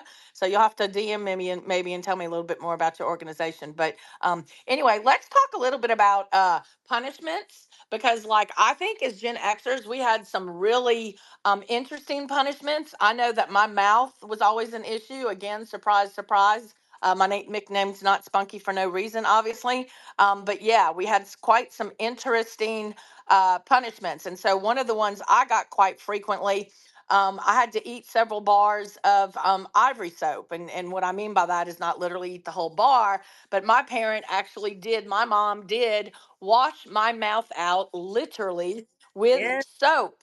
So yeah, so let's think about that for a minute, and let's talk about another thing. My mom actually did use the belt, right? She beat our little butts with the belt. So we actually had those types of punishments, and that was not something unheard of, and it was not something that I would pick up the phone and dare to call child protection services for, right? Because they were a parent and they were parenting, and our parents, the majority of them, believed in spare the rod, spoil the child, right? And I don't think that there's in my opinion, enough of that going on these days. I think as an educator, I can speak for what I see. I've been in the field of education for over 20 something years, and I can tell you I have progressively seen the children become more and more and more entitled. A lot of times they'll come into the classroom and they literally have never heard the word no. Literally, no one has ever told them no. And everything's a choice, right? So like, do you want to eat lunch? Do you want peanut butter and jelly, or do you want mama to make you something else? Hell no. Whatever we got, whatever mama cooked, she put on the table. And guess what? You had two choices. You ate it or you went hungry. That was it. She wasn't making a whole nother meal. She wasn't going to go through three different drive-throughs on the way home. That wasn't how that worked, right? You got one choice, and it was eat it or go hungry. So Florida Flea, can you relate to that a little bit? Well, I don't want to interrupt, but Hell, I don't think it's Okay, well then don't. So what I'm going to do is mute your mic sorry. and go. Yeah, so don't interrupt. I'm going to mute your mic. We'll go to Florida Flea, and then we'll go to you next. Go ahead, Florida. And I'm going to mute you again. And if you keep unmuting, you'll be bounced. That's how I roll in here. Okay. Okay. So right on. okay. So Yeah. now you're bounced because you obviously can't follow directions. Okay, Florida Flea, go ahead. Do you guys ever have to pick your own switch? Do y'all know what a switch is? Yes. Because I had switches. And not only did I have a switch, but she made us go out and pick each other's switches. So, like, my brothers and sisters would go pick my fucking switch. Like, that's not okay. You know? They did it, and it was life. And, they don't do that anymore. And that's what's wrong with the world, And I admit, I see it myself. I've got a 16-year-old daughter. I don't even know. I won't look good in orange, is all I can say about that situation, because the world is against us with these kids, and that's just facts. And it's not lack of effort on my part, but it is what it is. And I get it. I apologize for my part of it, but my effort has been honest and real. I'm just putting that out there in the world. I love y'all. I'm sorry. No, there's no need to apologize, and that's good, good, good. I am not a parent, right? So I don't have children of my own. I do have a ton of grandchildren, and I mean of godchildren. My students, some of them that I teach year after year, and then they tutor. Those are like my kids too. My best friends' kids are all they all they're like my kids too. And that is one thing we said that earlier. Back in our generation, if I were to go play at little Johnny's house or little Susie's house, their parents were expected to discipline me. In fact, that was an unspoken rule of the parents, right? The parents allowed other parents to discipline their children. They expected that. House, you're in timeout right now. So House of Wolves, you're in timeout. I'm gonna let you sit in timeout until you realize how we work the mics in here, and then I'll let you back up. But right now, my friend, you're in timeout. So anyway, so parents were expected to um to discipline other kids, right? And so I couldn't go to someone's house and act crazy and expect there to be no repercussion from that. And then if you were in here earlier and you heard the comedian, he actually said, and that's true too. You would actually have parents that would like wheel and deal with you, right? And so little Johnny's mom may say, guess what, Spunky? I'm not going to tell your mom about that, but I sure have a backyard that needs to be raked. So next Tuesday, I want you coming over here at 3:30 after school, rake that yard up, and then we'll shake hands, and I won't tell mom about what you did, right? And so they blackmailed us. Why y'all think we're warped? Why y'all think we're tainted? They also would send us to the store to go buy their cigarettes, send us to the store to go buy their beer. Like our parents did that, right? And we were allowed to. Nobody questioned Spunky coming up to the counter at 9 years old asking for a pack of cigarettes. They would hand me those Camels and send me on my way as long as I could pay for it, right? So we are indeed a different generation. Lisa, did you have something you wanted to say? No, that cracks me up though, thinking about the blackmail. I got blackmailed so many times. Like I think it literally got around town that if people caught me doing something, like I'd be because I did the same thing. Like, hey, I need help moving this. You know what I mean? Or moving my couch and vacuuming it under it and shit like that. Because I can't tell you how many times I've worked in somebody's garden or their yard or cleaned house to keep them, because the worst thing, you know this, Spunky, the worst thing you could do was get whooped at somebody's house and then go home, and a phone call beat you there, right? Because the phone call always beats you home. And that was the worst thing ever, because I don't know anybody else in here, but if you got it at somebody else's house, you were getting it like 2 to 3 times worse at your house.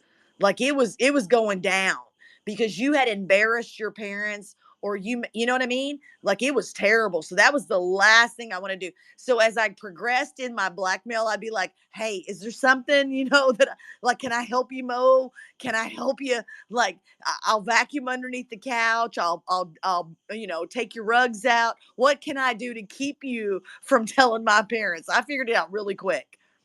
Yeah, I mean, we learned how to barter and how to make deals at very young ages, right? We were sitting there going, okay, yes, I will do that if you will do this. Please don't call my mom. What can I do? Please, oh, and don't tell dad. Like whatever you do, don't tell dad, right? Because that's even worse than mom most of the time. So absolutely, 100%, for sure, for sure. So I just want to reset the room a little bit. Don't cry if you get booted down. It just means you didn't pay attention to what I asked you to do, and so you have to be in a little timeout. But if you want to leave, that's okay too. And I've got free Kleenex up there somewhere in the purple pill. Just grab a few, and I think you'll be okay for the rest of the night. But anyway, thank you guys for joining. Please share out the space. Blondie was one of my favorite artists back in the day, and so let's listen to a little bit of her right now. Please share out the space. Get other Gen Xers that you know in here. Let's continue these conversations. And you know what? Don't slide into my DMs. But if you're fortunate enough to have my number, then you might be able to call me.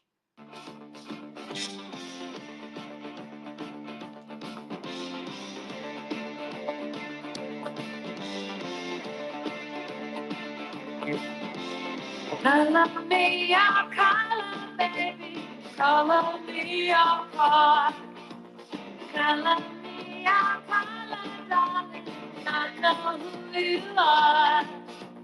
Some above your color chart. I know where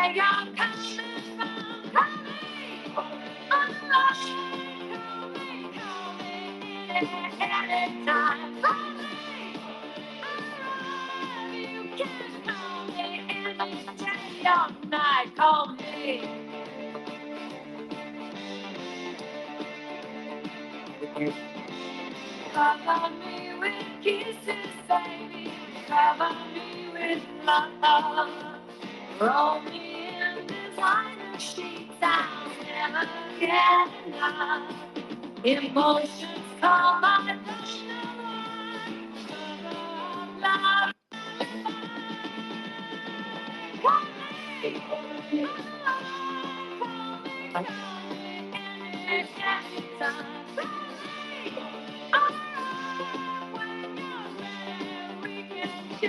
Why call me?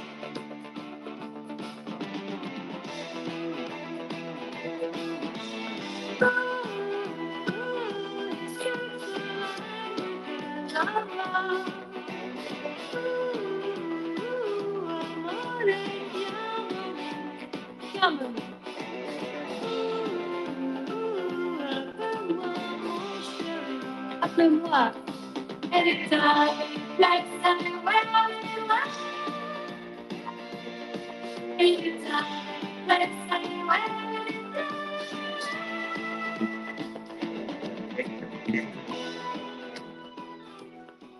A little bit of Blondie there for those of you that remember that song in the space. That's some good music right there. Did you like Blondie, Florida Flea?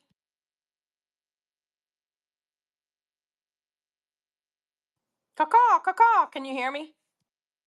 Florida Flea? I couldn't find the button fast enough. Sorry. Yes, I had questions. I had a question regarding Questions. to Lisa. Sorry, Lisa's comment had me like going. I'm still racking my brain over here. I mean, I'm still trying to figure out what in the world someone could do to have to go and vacuum under their friend's couch. Like, what did you do, Lisa? Like, I might have been one of those really good Gen Xers. I don't know. Maybe I was. Maybe I Are you wasn't. a I damn don't Gen know. That Xer? Because I had to vacuum out of somebody's house couch too. So what did y'all do? Y'all were some. What did y'all you never do? know. You never know. I don't even know. I don't even know.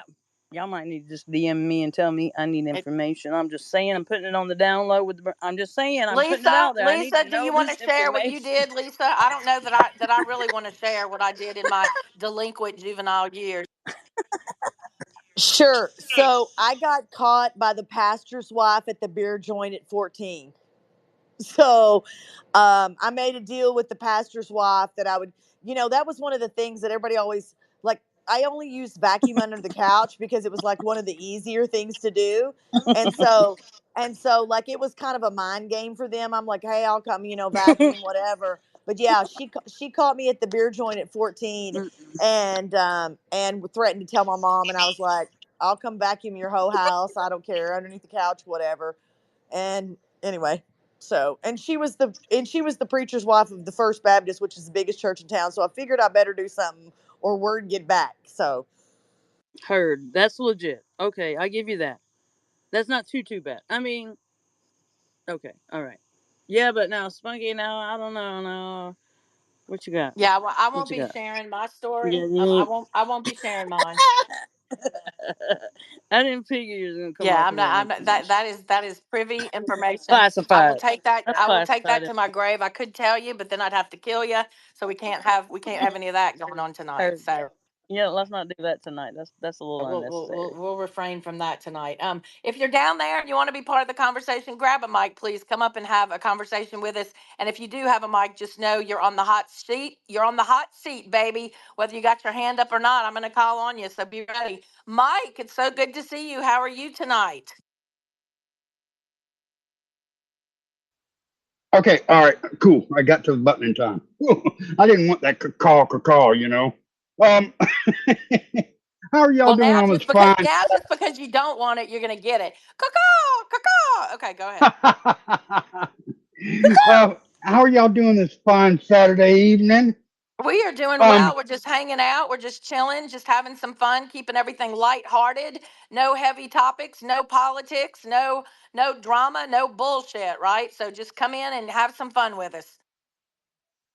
well, I just wanted to tell y'all what when I got in trouble when I was a kid, what I had to do. I had to go feed the chicken. Now, I'm gonna tell you what. Everybody thinks it's easy to feed chickens, but when them some bitches, surround you, and you don't know which way to go, it gets bad. That's it. That's your whole story.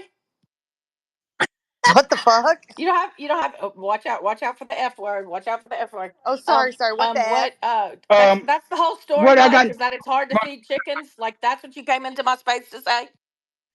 Oh, wait a minute, hold on. I just got in here. Okay, I didn't even. I Coming didn't in do hot anything. with the chicken story. Talking about how hard it is to feed the chickens up in here. Okay, well, I'll grant you a little bit of leeway, but just a little. So listen to the conversation, then you can come back in. I'm just giving you heck. I love you, Mike. Go ahead, Nikki. I see your hand up, my friend. Mike, I feel you. Okay. My dad came home with 80 baby chicks and we had to raise 80 chickens. It was really difficult. I understand it because they're some nasty little craps. I mean, and then if you don't raise them right, and then, I mean, the meat isn't always great, especially if there are some athletic ones from chasing you around. I mean, the meat can get stringy if they get too athletic. You know what I mean? I do No, not. and the I first do time, not. I do not well, know what you mean. No, hell no. No, I don't know look, the nothing. first Spunky knows nothing about no stringy chicken. Nope, nope. look, the first time I saw my dad kill a chicken, I was absolutely traumatized. I was too young because he took it by the head, and it was like he was playing with. I mean, he grabbed it by the head, and it was just like you yeet yeet. I mean, that was it. It was real quick, and but I was too young for it. I was way too young. I mean, poor little chicken. And I mean, that chicken was good. It wasn't stringy. The muscles weren't. That one wasn't athletic apparently. Can I respond to Miss Nikki? As far as me growing up, okay. Um, when I first saw my first chicken killed, that's what I wanted to do all the time. I wanted to be the one that had to kill the chicken so that mom could cook it and all that. I was bad, but the reason why I had to feed the chicken was because I used to steal my mom's cigarettes and go behind the shed and smoke them, and my mom would be wondering, where the hell her cigarettes went. So yeah, that's the whole reason I had to feed the chickens. Well, did you have a smoking bench at your school, Mike? Because we've broached that subject already. Did you have at your school or any place where you hung out as a Gen X child? Did you have a smoking spot, a designated smoking bench? Because Brent Schoenheck did. Uh, I went to West Side High School in Augusta, Georgia, and yes, we had a bench Oh that well, was over behind that clears it up. Of course, you had one then. the. We did it too. was over. It was We over did. It behind was the in the gym. girls' bathroom. It was over by the what? It was over behind the gym. Behind the gym. Okay. Well, that's I know. I'm not a smoker. I've never been. The only time I ever smoked, and it's like, oh my gosh, that was well, that's not true. Maybe tried a cigarette, but I just can't handle the smoke in my lungs, and I've never been a fan of the smokers. But I did try, like, for the first time I ever smoked weed. Instead of just smoking a regular joint, somebody gave me, like, oh, you need to try the big old cigar thing, whatever that's called. That did not go over well. So to this day, I'm a drinker, not a smoker. So some people are lovers, not fighters. I'm a drinker, not a smoker, and I drink far less than I used to. And shout out to anybody and what they do. That's all good. That you do you, boo boo. But yeah, Spunky can't handle the cigarettes, nor can I handle the. I just not about that life. Go ahead, Lisa. It's so funny that we talk about this because I don't know if anyone else's parents or grandparents did this, but I know my brother got caught with like my dad's skull, and my dad made him dip almost a whole can until he puked. And then I got caught sipping, shocker here, I got caught sipping my grandpa's whiskey, and he made me drink it till I threw up. Like, do we not do that anymore? Like, is that something? And by the way, when my papa caught me drinking his whiskey, I was 9, and he made me drink it till I threw up. And so, like, do they just not do that stuff anymore? Like, where you got to smoke a whole pack of cigarettes if you get caught, or dip a whole can of skull? I mean, my brother was green for like a week and a half after that deal. Well, I'll never forget, like tequila has never been my thing. But I remember the first time in high school, I went to like a big party and they were all drinking tequila. And I mean, I got shit faced off of some tequila. And so that was, whoa. The next morning, that was like a Saturday night. My mom knew my butt was drunk when I came home. She sat there and let me go through the whole thing. It was just, and then man, she was on that bedroom door at like 7 o'clock on a Sunday, which we never, we're Catholic. We go to evening mass. So we're not that group that's getting up to go to church bright early in the morning, right? So we usually slept, but oh no, not that Sunday. My mom was knocking on that bedroom door, throwing it open, saying, okay, get up. I've got some chores for you to do. So that was the most miserable thing ever. And that was boomer parents. Boomer parents did not screw around, right? Boomer parents, they didn't play. And so that is why we do love y'all, Sue, even though we give you hell. And like Lisa said, you guys created us. Y'all created these monsters. You created these rebels. You created these people. Like, I'm the person who, when I like, and I'm also the middle child. I mean, there's 4 of us, but the baby sister came around years later. So growing up, I was the middle kid, and I am the epitome, the poster child for a middle child. So I'm the one that when my punishment, I do not have a green thumb. I do not like outdoors. I'm an indoor girl. I'm gonna glam camp. I'm not sweating. I'm not spunky again. Ain't about that life. Okay. If I'm taking a hike, it's at night in the winter time when it's cool. I'm that person who waits till the sun goes down on the beach. I'm like that person. Okay. So yeah, I'm not about that outdoor sweating, all that stuff. But anyway, I got a punishment one time to have to weed the strawberry patch in my mom's garden. And let's just say, by the time I finished, there were no strawberry plants left. And allegedly, I did not know the difference between the weeds and the strawberry plants. We're gonna go with that because that's my story, and I'm still sticking to it. But I will tell you, I never ever was asked to weed the garden again. So that's how I roll. So you need to understand that this little rebel spirit, this little spunkiness, this little feistiness, like it's been around for quite some time. So yeah, it didn't just happenstance upon it within the last few days or so. Go ahead with Nikki, and then we'll go to Sue, and then we'll go to Mike. We can go to Sue first. That I spoke recently. I can take my turn after Sue. Oh, I Okay, don't go ahead, mind it. Sue. Okay. Hey, I was just laughing because, boy, I went home, and this is, believe it or not, while I was in the Navy. I went home to visit, and both my sisters were there. My dad gave me $100 and said, hey, take your sisters out and have some fun tonight. So we did. We all came home pretty buzzed. Well, I gotta admit, we were pretty drunk. And the next morning, I mean that night, my mom, when we walked in the door about 3 o'clock in the morning, she was madder than hell at us and just says, get to bed right now. And next thing I knew, she was just like you said, Spunky. The next morning, she came in at 7, opened up every window and told us all to get out of bed, and then and made us eat pancakes with heavy syrup. And we were just like, ugh. And then the next thing I knew, she says, you all are on restriction. And I just looked at her and I'm like, on restriction, I'm over 20 years old.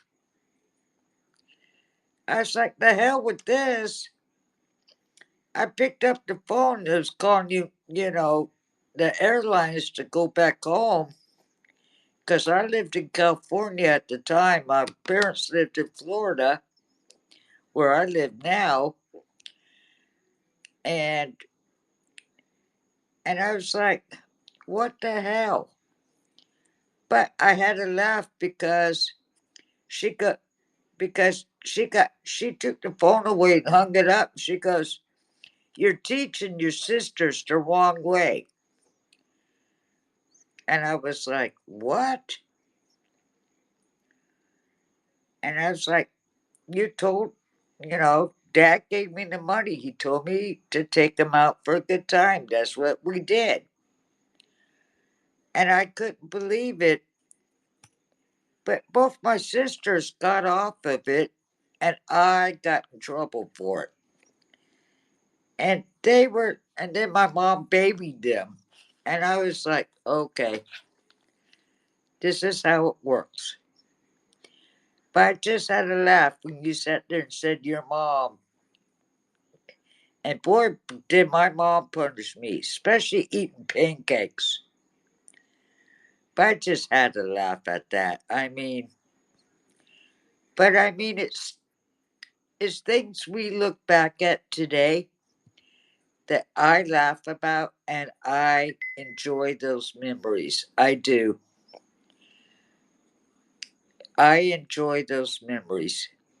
And 100%, 100%. And that's why I think, there's all these different spaces that go on, and we can talk politics all the time, right? We're all well aware of the state of things right now. We're all well aware of the fact that our country's in bad shape in many ways. But you know what? We are still very blessed to be here. We are still very blessed to live in this country. We are blessed to be able to have conversations even like this one in a space like this. And so tonight, that's what it's about. We're celebrating the fact that we've got 200 members in our Gen X Patriot community. If you're a Gen Xer born between 1965 and 1980, that link is on my page. Reach out and join the community if you want to. Nikki, I really know you want to be in there, but you'll be okay. Again, Kleenex up in the corner. Just grab one. But I do want to go to your hand, Nikki. What did you want to say? Um, See, now I forgot what we were talking about. Oh, thank you for your service, Miss Sue. Greatly appreciate it. All of our veterans in here. I am a military wife. Miss Candy, I have to say, just went and visited your account. You are pretty much my spirit animal. You just happen to have same kind of story as me. So thank you for your service as a military wife. I just wanted to share that. So thank you guys. All of our veterans in here. Thank you so much. All of our veteran wives in here, all of our military families, every one of you. We're all awesome. So thank you guys so much. Okay, so I don't know what's going on with the space because people are being removed. One person I accidentally removed, but the other ones I am not removing them. And I know darn well that Roy is not removing them, and neither is Nikki. So I am, as soon as I see that someone was somehow removed, I'm bringing you back. So please know that that's not something. Like I said, I did make one mistake earlier. These buttons are really close together, and so if you run spaces, then sometimes you can actually hit the wrong button. But anyone else being removed, that is not intentional. So I don't know what's going on. I do know the other night I was in spaces and I kept getting removed, and the host told me the same thing. So I do think that sometimes there's glitches that go. Well, I know there's glitches, but I do believe sometimes the removal thing is a glitch. Anyway, I see your hand, Mike. Go ahead, and then I want to play a clip for you guys. All right. Well, I also I have nothing but respect for our veterans. I was not able to go in the military, but I have so much respect for you guys. You just don't know. You just don't know. Okay, so we were just talking about punishments and stuff like that. Well, when I was just talking to my mom today, and we were talking about all of this, and we're talking about how bad we were as kids. Well, we used to go to my grandmother's house, and if we got in trouble at my grandmother's house, my grandmother would tell us to go and pick a switch, and we'd have to go out. She had a nice tree that had, real. I don't remember what kind of wood it was, but we had to pick a switch, and God forbid you didn't pick a good one, and she had to go pick one. Oh my gosh! But yeah, I mean, the parents nowadays don't. Grandparents nowadays don't do that. I don't do that with my grandkids because people will call the authorities on me and stuff like that. But yeah, that's my input.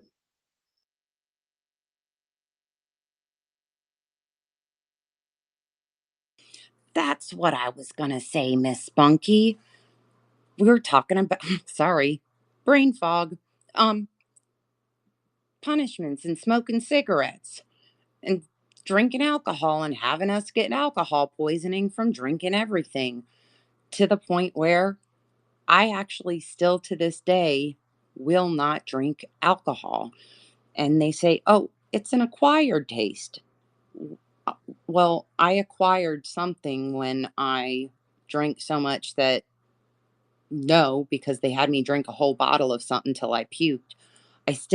I haven't been able to acquire a taste because of that. So I don't touch alcohol because I don't like the taste of it from that one experience. And I thought that it was just smoking a cigarette. They looked so cool. I was like, okay, I'll try it. And they were like, okay. So, you think you look cool. And like Bill Clinton, the very first time I didn't inhale, and that, oh, that's not how you do it. So then they gave it back to me and put it in my mouth, and they punched me in my stomach so that I then inhaled really bigly or really deeply, and I was coughing, and it was oh yeah, so that was my first experience with inhaling a cigarette. Guess who didn't do that ever again? Yeah. That's what you call that tough love, right? That's what you call tough love. Here's a little, I don't know if you guys know who this is. She's an influencer. She's big on Instagram. Her name is The Real Slim Sherry. Obviously, that's a pun off of The Real Slim Shady, but she goes by Real Slim Sherry. She's funny as hell. She's a Gen Xer. And so this is her little clip on what it was like being a Gen X kid growing up. Have you ever wondered what a Saturday was like for a Gen X kid growing up? Well, it looks something like this. You wake up really early so you can get your chores done. Sit down and watch a few cartoons. Afterwards, you'll throw your play clothes on, grab a Pop Tart or a handful of sugary cereal. You'll head outside to play with your friends. See, nothing good is happening inside the house. Everything you want to do is out there. You have a plan to meet your friends at the park or in the woods, or maybe at somebody's treehouse. So we didn't have any cell phones or text messages, so that's how we did it. And when you meet up with your friends, they're all riding their bikes and they look like a miniature version of a motorcycle gang, off to do dangerous things in dangerous places. You'll roam the streets for hours and travel blocks, if not miles, away from home. You'll cross several major streets or maybe a major highway and you'll play dodgeball with the cars like a real life game of thrones. Stop by the 7-Eleven, grab some candy, Slurpees, and Topps baseball cards because we need the bubble gum for some MacGyvery shit that we're going to do later. We're going to climb some trees or maybe wade in a creek, skip some rocks or play on the railroad tracks, and then swing by a random house so we can get a drink from the garden hose because we don't have any water bottles. But we do have to make sure we're home before the street lights come on, but not before we stop to catch some lightning bugs and play a little ghost in the graveyard. We get home in time to wash our hands, sit down with our TV dinner on our TV tray in front of the TV until it's time to put ourselves to bed.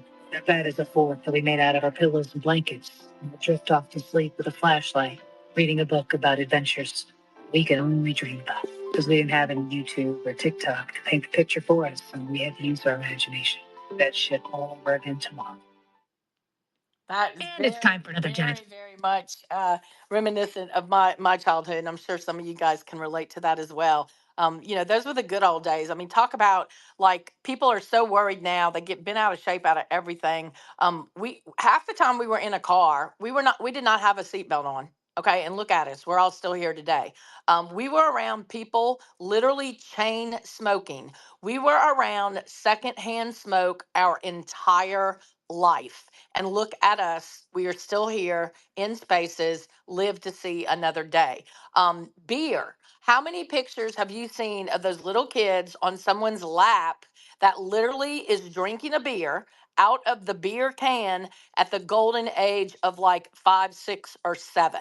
So, yes, those were boomer parents. That is what they did. That is why most of us tend to be drinkers as opposed to smokers, or maybe smokers and drinkers. Who the hell knows? But our drug of choice is typically alcohol. And we believe that alcohol is really not a drug after all, right? So we don't even claim it to be a drug.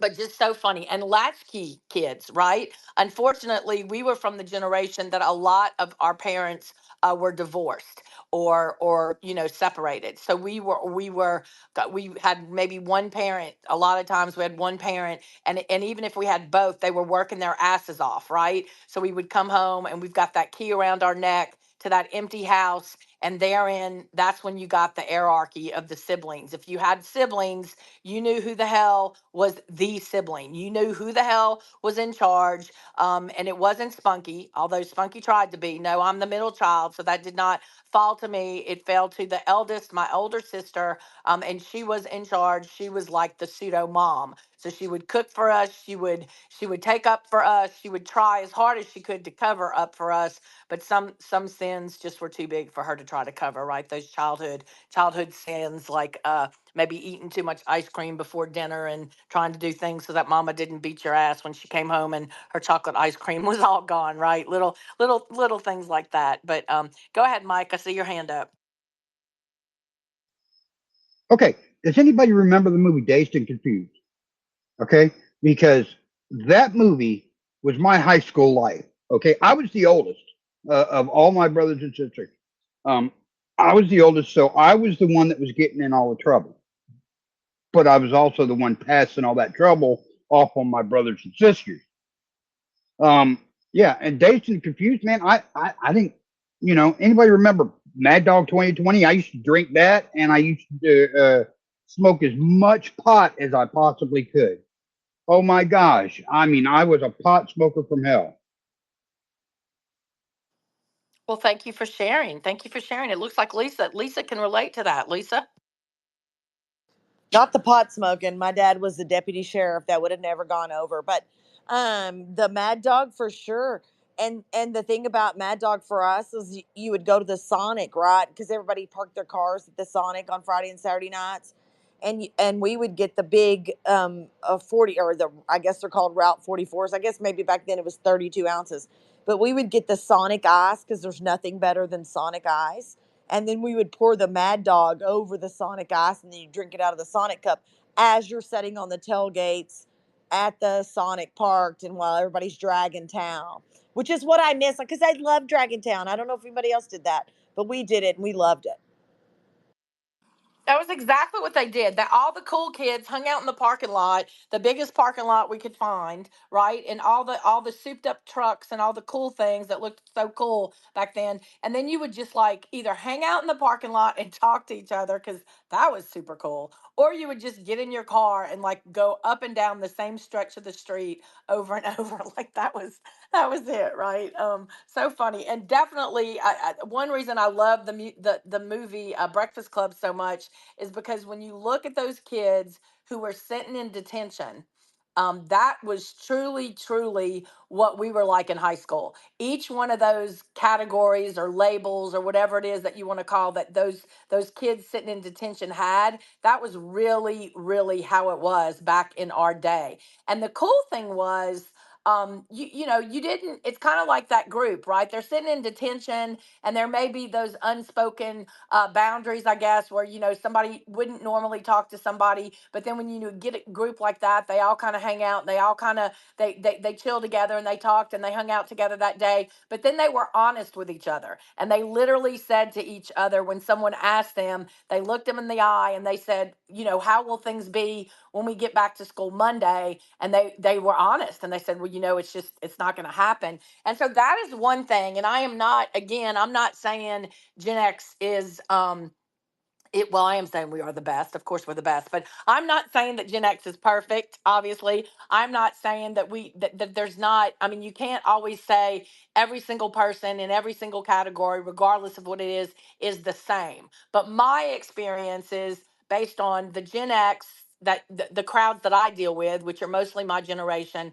compared to other ones, especially the younger ones. It's not the same. Like, one thing I can say about the majority of Gen Xers from my experience is we are those people. We are going to look you in the eye. And when we tell you something, we mean what we say. And if we shake your hand and give you our word, then the majority of the time we're going to keep that word. And so, when those kids looked at each other in that detention hall and said, how will things be Monday? They were real with each other. They said it. The popular girl told the thug guy, it ain't gonna happen. I might have kissed you just now in the closet, boo, but I got my whoever boyfriend, and it's not gonna happen on Monday. Or the little nerd guy to the jock, and he's like, no, we won't be friends Monday. So I think that is something that maybe resonates with all of us as Gen Xers. At least I hope it does. And again, I'm not saying it's only to our generation, but I think that is one thing about our generation, is that we are those people. Like, if you want the truth, if you want somebody that's not going to filter it, not going to have a lot of fluff and sugar, then come to a Gen Xer. Again, not saying everyone's like that, but the majority of people that I connect with are like that, right? If you want the truth, come to me. I'm not going to be careful of your feelings, but you're going to know that ahead of time. And if you want to know if that makes your butt look big, then I'm going to be the one to tell you, yeah, that makes your butt look big. You need to go put on something else. If you want to know, did such and such happen, come to me, because I'm going to tell you. And if that upsets you, well, then you're going to have to go, and I just find that is the case with us. I find, whether it's in business, whether it's in our careers, whether it's in friendships, the people I've dealt with are really that way. They're very true to their word, and what they say, they mean. So I don't know if anybody's got a mic that wants to kind of go off of that, but have your experiences been the same? Nikki? Well, yeah, it's the I mean what I say and I say what I mean, right? I think we're kind of the ones that coined that, you know? You, that's the whole point of where that came from. Our parents were the ones that kind of instilled that in us. What we were talking about, the punishments, right? Where you go get your switch. So we kind of got that whole you it gets instilled with you where you're going to go get your switch, so you have to pick the one, you have to pick your punishment. So we're going to have to mean it. We have those values instilled in us, right? Go ahead, Lisa. No, I was just going to add on to what you said, Spunky, and Nikki too. But don't you think that's probably why we've caught a bad rap too? Is because a lot of people don't want to hear that truth, and so, do you know what I'm saying? Like, we've kind of caught they're assholes tag because people don't necessarily like the truth sometimes. I don't know. I don't know. I think only recently maybe we've got the asshole tag, and I think that's because within the last year to year and a half we actually have found our voice, and maybe it was never lost. Maybe we just were too apathetic to really give a shit, right? Because we've always been fine with, if people would just leave us alone, then just leave us the hell alone. But there's really too much going on right now, and so we found our voices, or have decided to use our voices. But the thing is, once we start using them, then I think that's when we got the tag of being the asshole. And I'm okay with that. I pretty much have never shut my mouth. I've been a very opinionated, very want people to know my opinion and express myself since a young age. So people have frequently called me asshole and other things. So my skin is pretty darn tough, which is why I always laugh at people on social media. I'm like, seriously, this is social media. You have no clue what I've survived in real life. So bring me your best shot, because baby, you have no clue, right? But yeah, I think I think that Gen Xer recently has gotten that asshole tag, but I think before that it was kind of like they didn't really know what to think of us.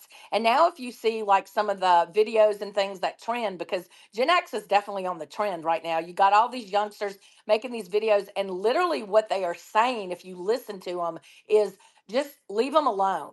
Like they hibernated. We're kind of like that bear, right? And so now they're understanding, hey, they were quiet for a long, long time. They were kind of like these bears that were in hibernation, and maybe we poked them, and but you know what? Maybe we really shouldn't have, because God help us when you wake us up. God help us when, like, if the shit hits the fan. I promise you, you're gonna want some boomers and some Gen Xers. See, Sue, I threw you in there. You're gonna want us in your group, right? You're gonna want some Gen Xers who don't give a shit about whether we hurt somebody's feelings, about whether we make somebody cry, about, oh my goodness, did we use the wrong word? You're gonna want people who, when push comes to shove, we grab our shit, we know what to do, we have a plan, and we're gonna get the shit done, right? Because that's who the majority of Gen Xers are. That is the cloth that we're cut from. That is how we were raised. We were those, like we said, we were put outside. We stayed outside a whole day. We didn't have juice boxes. Nobody brought us oranges. Nobody made cute little triangle sandwiches to make sure that we didn't go hungry. We literally we did what we had to do. So so yeah, I'm sure people don't like that we found our voice, or that we're using our voice now. And that probably is part of it. But you know what? We don't even care. Like, who cares? Nobody really cares. Go ahead, Mike. Okay, well, the thing about being bluntly honest and all that, what I was taught growing up is that it takes too much energy to tell a lie, because you tell a lie and then you got to remember that lie, and you got to tell another lie that ties to that lie, and yeah, well, that's too freaking hard, man. Oh my gosh. And as far as we were taught not to care. We didn't, if we got a boo boo or a scrape or something like that, we didn't go running to mama or go running to daddy or whoever. We just dealt with it on our own. I can remember being back in the woods, all of us, pack of kids all back in the woods, and we built a ramp, and we had all these uh, mattresses that we put down on the ground, so we would, get going as fast as we could, and jump that ramp and see who could jump the farthest or whatever without, tearing the bike up or whatever. We didn't really have time to lie. Well, and the thing, here's the thing. If we did lie, our parents didn't let us get away with it. So, like my mom, if you tried to lie to her, she would just sit there and just let you weave a web that was so intricate that she knew damn well by the time you finished it, then the next day you're going to wake up and she'll say, you know what, tell me that story again. And there's no way you could tell it, right? And so I also think that's one reason that we are big on accountability. Again, not everyone. So Brent, who's my realist, that's why I have to keep putting that disclaimer in there, right? Because not every Gen Xer is accountable. Not every Gen Xer is true to their word. But from my experience, the majority are. And so I think that's one reason that the accountability piece, when we see people as Gen Xers who can't even take accountability for their actions, it really pisses us off. I mean, let's just be real, because we were taught to do that. We were taught to if you do something, admit that you've done it, take your punishment like a girl or a boy or a man or a woman, and then be done with it. Hopefully learn your lesson. But if you don't, then guess what? It'll happen again. The same thing will happen, and we move forward. But like so many times today, you don't see people doing that. And yeah, you see Gen Xers doing it as well, but the majority of it, I just think, is a younger generation. There's just no accountability there. So can anybody relate to that? Well, I see Nikki. We'll go with Nikki, and then we'll go with Fed Up. Well, you know what? Another thing I wanted to just expound on that a little bit is that we have no problem having the mirror held up to us. We have no problem with that. And I say we, okay? I'm just saying it. But I'm including myself. Right. We have no problem looking in the mirror. But hold the mirror up to them for the first time and they're freaking out. And I say them as in anyone born after 1985. We'll make that the cutoff for a minute. Anyone born after 1985, um, you hold the mirror up to them and they freak the heck out. And then you start with Gen Z. You start with this new Gen Alpha. What the heck who named them Gen Alpha? No, they that's I have a big problem with Generation Alpha. I don't know who decided to name them Generation Alpha, but that needs to be adjusted. Anyway, but hold the mirror up to them for 30 seconds and they are having a titty attack and have no idea how to behave, no idea how to act. And we're seeing it displayed every which way. We have been for a while, but right now it's like full on panic mode. And I mean, yeah, call the ambulance because it's amazing. So, yeah, Well, and go ahead, yeah, Meta. no, Oh, yeah, I sorry. agree. I was gonna say I agree. I do want to though. I'm just saying it for the sake of being it for it to be said, right? I want people to know this is not, and you're not doing it. It's just I'm just saying it. There's lots of Gen Zs that I love and respect. There's lots of Gen Zs that come into our spaces, and they are quite aligned with the way that we do things. So they are holding themselves accountable. They do believe in holding their colleagues accountable. There are plenty of Gen Zs, there are plenty of millennials that all do that. We are just speaking from our experiences as a whole. And so my experiences as a whole are that the people I mostly deal with in my own, I guess, circle as far as friends are other Gen Xers. And when I deal, whether it's in business or other aspects of life with the other generations, I just don't always find that to be the case. So I just want to clarify that. Also, just to reset the room a little bit, thank you guys all for being here. Really appreciate that you've chosen to be here tonight. We're probably going to end it at midnight, so we got 30 minutes or so left. I'm not all about these marathon spaces. Again, Spunky ain't about that life. But I do appreciate everybody being here. If you haven't, please take a time to share out the space. It is being recorded, and so the more you share it, it does increase the reach. It looks like we've only had about 16 people share it out. We've had a lot more people in this space than that, so I really would appreciate if you take the time to share it out. Fed Up, nice to see you this evening. I know you are not a Gen Xer, but I'm sure you have something to bring to the conversation. Just so you know, we are not discussing politics. We are not discussing anything heavy. So along those lines, what would you like to contribute tonight? Oh, I'm a dead center Gen Xer. I'm 1973, baby. Oh, are you? I did Oh not yeah. realize that. Okay, okay. Well, Oh hell welcome, yeah. welcome. Oh yeah. I'm right in the center of it. Um. So's my wife. She's 77. So we got a household of Gen Xers here, and and the thing is that I noticed the difference is you said about the accountability, and we would hold each other accountable. We would have those tough conversations. I had no problem if my friends were screwing up being like, hey, why? And we didn't be like, well, why don't you do it? It's like, no, it'd be like, dude, why are you being such a dick? I mean, that's literally But we still do, right? I Don't you know. still have those conversations with your Yes. friends? Yeah. Oh, yeah, absolutely. I got another one of my Gen X friends. It's like, I think last time I saw him, I asked him why he was being such a douchebag about something, because he was, and and the thing is though, it didn't make him mad.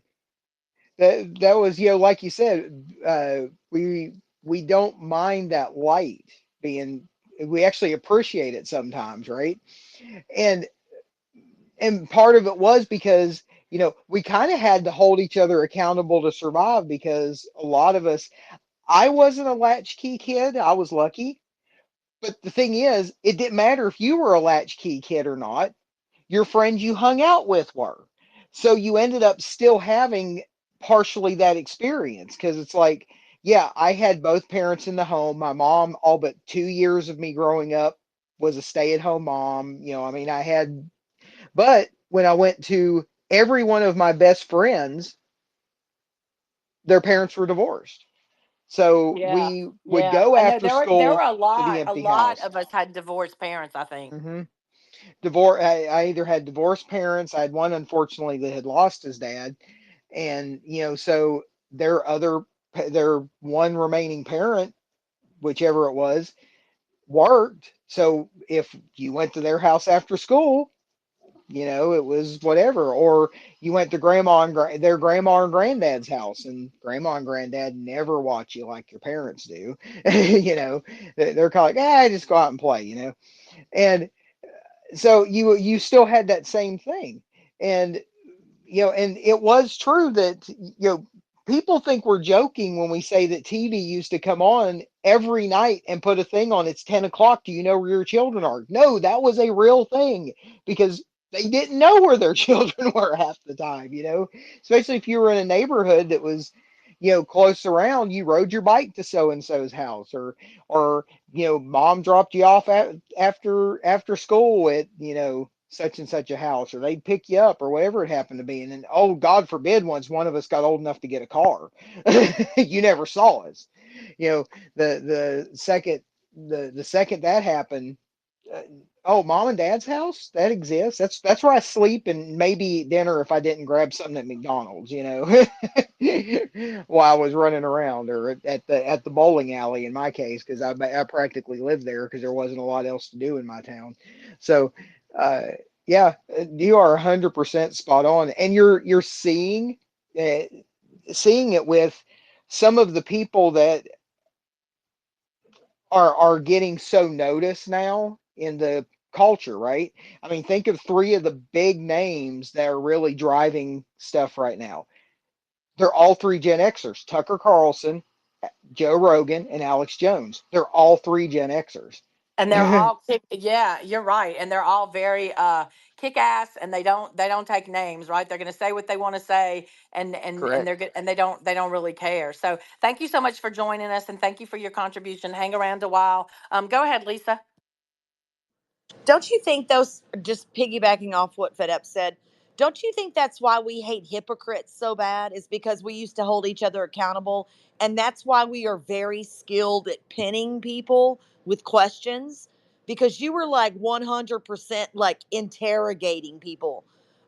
I know I did. And so I have an absolute hatred of hypocrites. I don't know if that comes from, the way we used to hold each other accountable. I have no idea where that hatred comes from, but it's strong. The force is strong with me on that one. Yeah, the two things for me that are complete 100% non-negotiables are integrity, and then, like you said, hypocrisy, which kind of goes together, right? So if you show me in any way that I cannot trust you, and I'm that person, right? If you're going to lie to me about something as petty as some little thing, then if you're going to lie to me about that, then I'm going to automatically assume, and even though I know what happens when you assume, right? I'm going to automatically assume that you're going to lie about something big. So, in other words, if you can't even tell the truth about something as small as, let's just say, whether you took that movie back to Blockbuster, okay, for those of you that know what Blockbuster was, if you're going to lie to me about that, if you can't even say to me, Spunky, you know what, I owe you $3 for that late fee because I forgot to take it back, okay, but instead you tell me you take it back, and then I got a fee that I'm wondering where I'm going to get that damn $3 for because I want to get quarters to go play Donkey Kong. Okay, if you couldn't even tell me the truth about that, then how am I going to expect you to tell me the truth about bigger stuff? And to this day, that's how I feel, and I'm already guarded, right? Because none of all of us are like bags of, we're all broken in our own way, right? None of us are perfect, and I always say we continue on. We're all a work in progress. But I'm that person that once you lie to me about anything, then that's it. I'm pretty much done with you. I don't want anything bad to happen to you. I wish well for you. And the other thing I find is when we say we're done, because a lot of people they don't know what it means. A lot of people, when they say we're done, and not only in real life, I see the shit on social media all the time, right? People say, oh, this one, whatever, I'm done, and then 2 days later they're like best friends again, hanging out, whatever.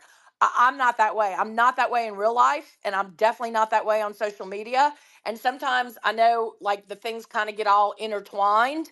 I'm very blessed to have found about 5 people on this platform who I know for a fact are my friends, and I can legitimately know if something were to happen, I could call on them. Brent is one of them, Roy is one of them, and there's a few other ones. So like these are people that like die hard. If we lived next to each other, we would like be friends, right? So if you're fortunate to find those people either in real life or on social media, hang on to those people, because what I'm going to tell you is they're not easy to find. Okay, Sue is another one. Sue, I know damn well I could call her and she'd be there in a minute, and the same thing I would do for her. So I'm kind of going around circles, but I guess what I'm trying to say is Gen X as a whole, I believe we are real.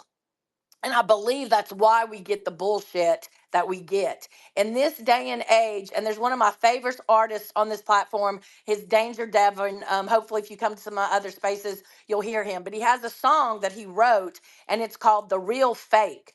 And it's one of my favorite songs that he sings, because what he's talking about is how there's so much fake in this world, whether it be like the food we're eating, whether it be the things, the material things. But what about the people? There's so many people who are fake. There's so many people who all day long pretend to be someone or something that they are not.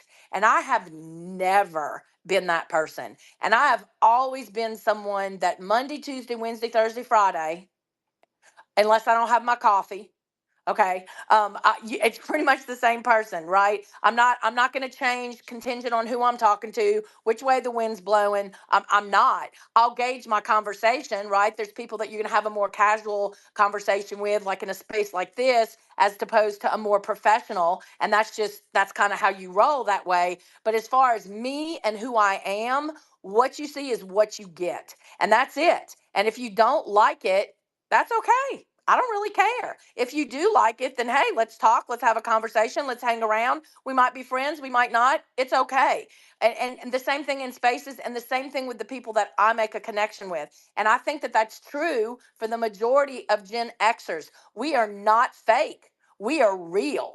And so that is why I think we get some flack sometimes. That is why people don't know how to necessarily connect with us, because in a world that's fake as shit, people have forgotten what it's like to deal with someone that's real. People have forgotten what it's like to connect with someone, and that it's okay not to have to agree with each other, that you can literally agree to disagree. You can literally have tough conversations back and forth. And then at the end of it, you can say, hey, let's go grab a coffee. Let's go grab a beer. Or if it's on social media, you can literally say, hey, I'll see you in the next space. You know what happens to me when I'm real? People block me. They don't even give me a chance to say what I want to say. And I'm so over that. And I know I'm not the only one. But I'm just saying that is what we deal with. And so if you're fortunate to find a group that you resonate with in real life or on social media, hang with those people, chill with those people. It doesn't mean don't let other people come in there, because I'm not about an echo chamber, but find those people that you resonate with. And the way I resonate is with people who can be real with me. I don't want an echo chamber. I want people who are going to shoot straight from the hip and tell me like it is, because I'm going to do the same thing, right? Nikki, was your hand up or no? No. Okay, go ahead, Sue. No, no, ma'am. Yeah, Spunky, I just want to say, let me tell you, I've learned quite a few things lately, about how people are today.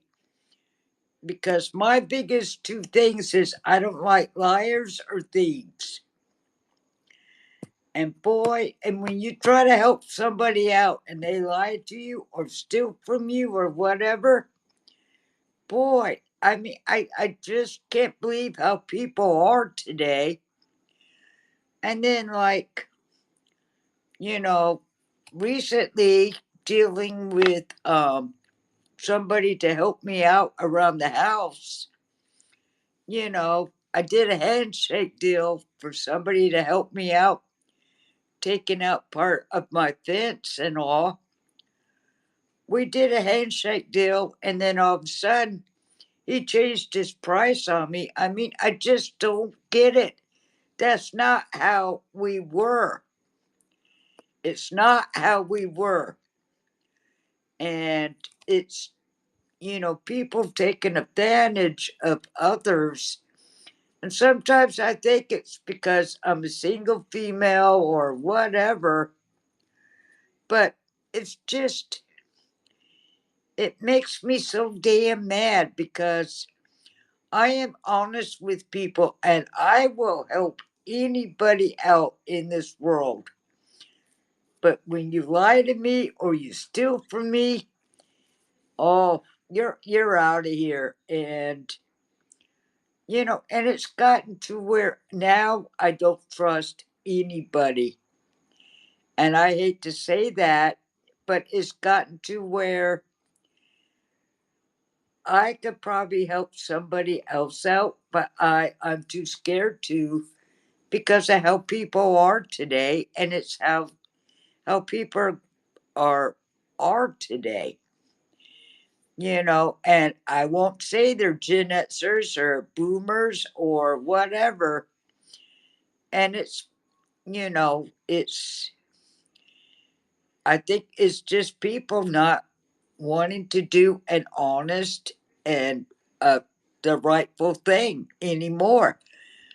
And that's what I miss about you know about about what I grew up with.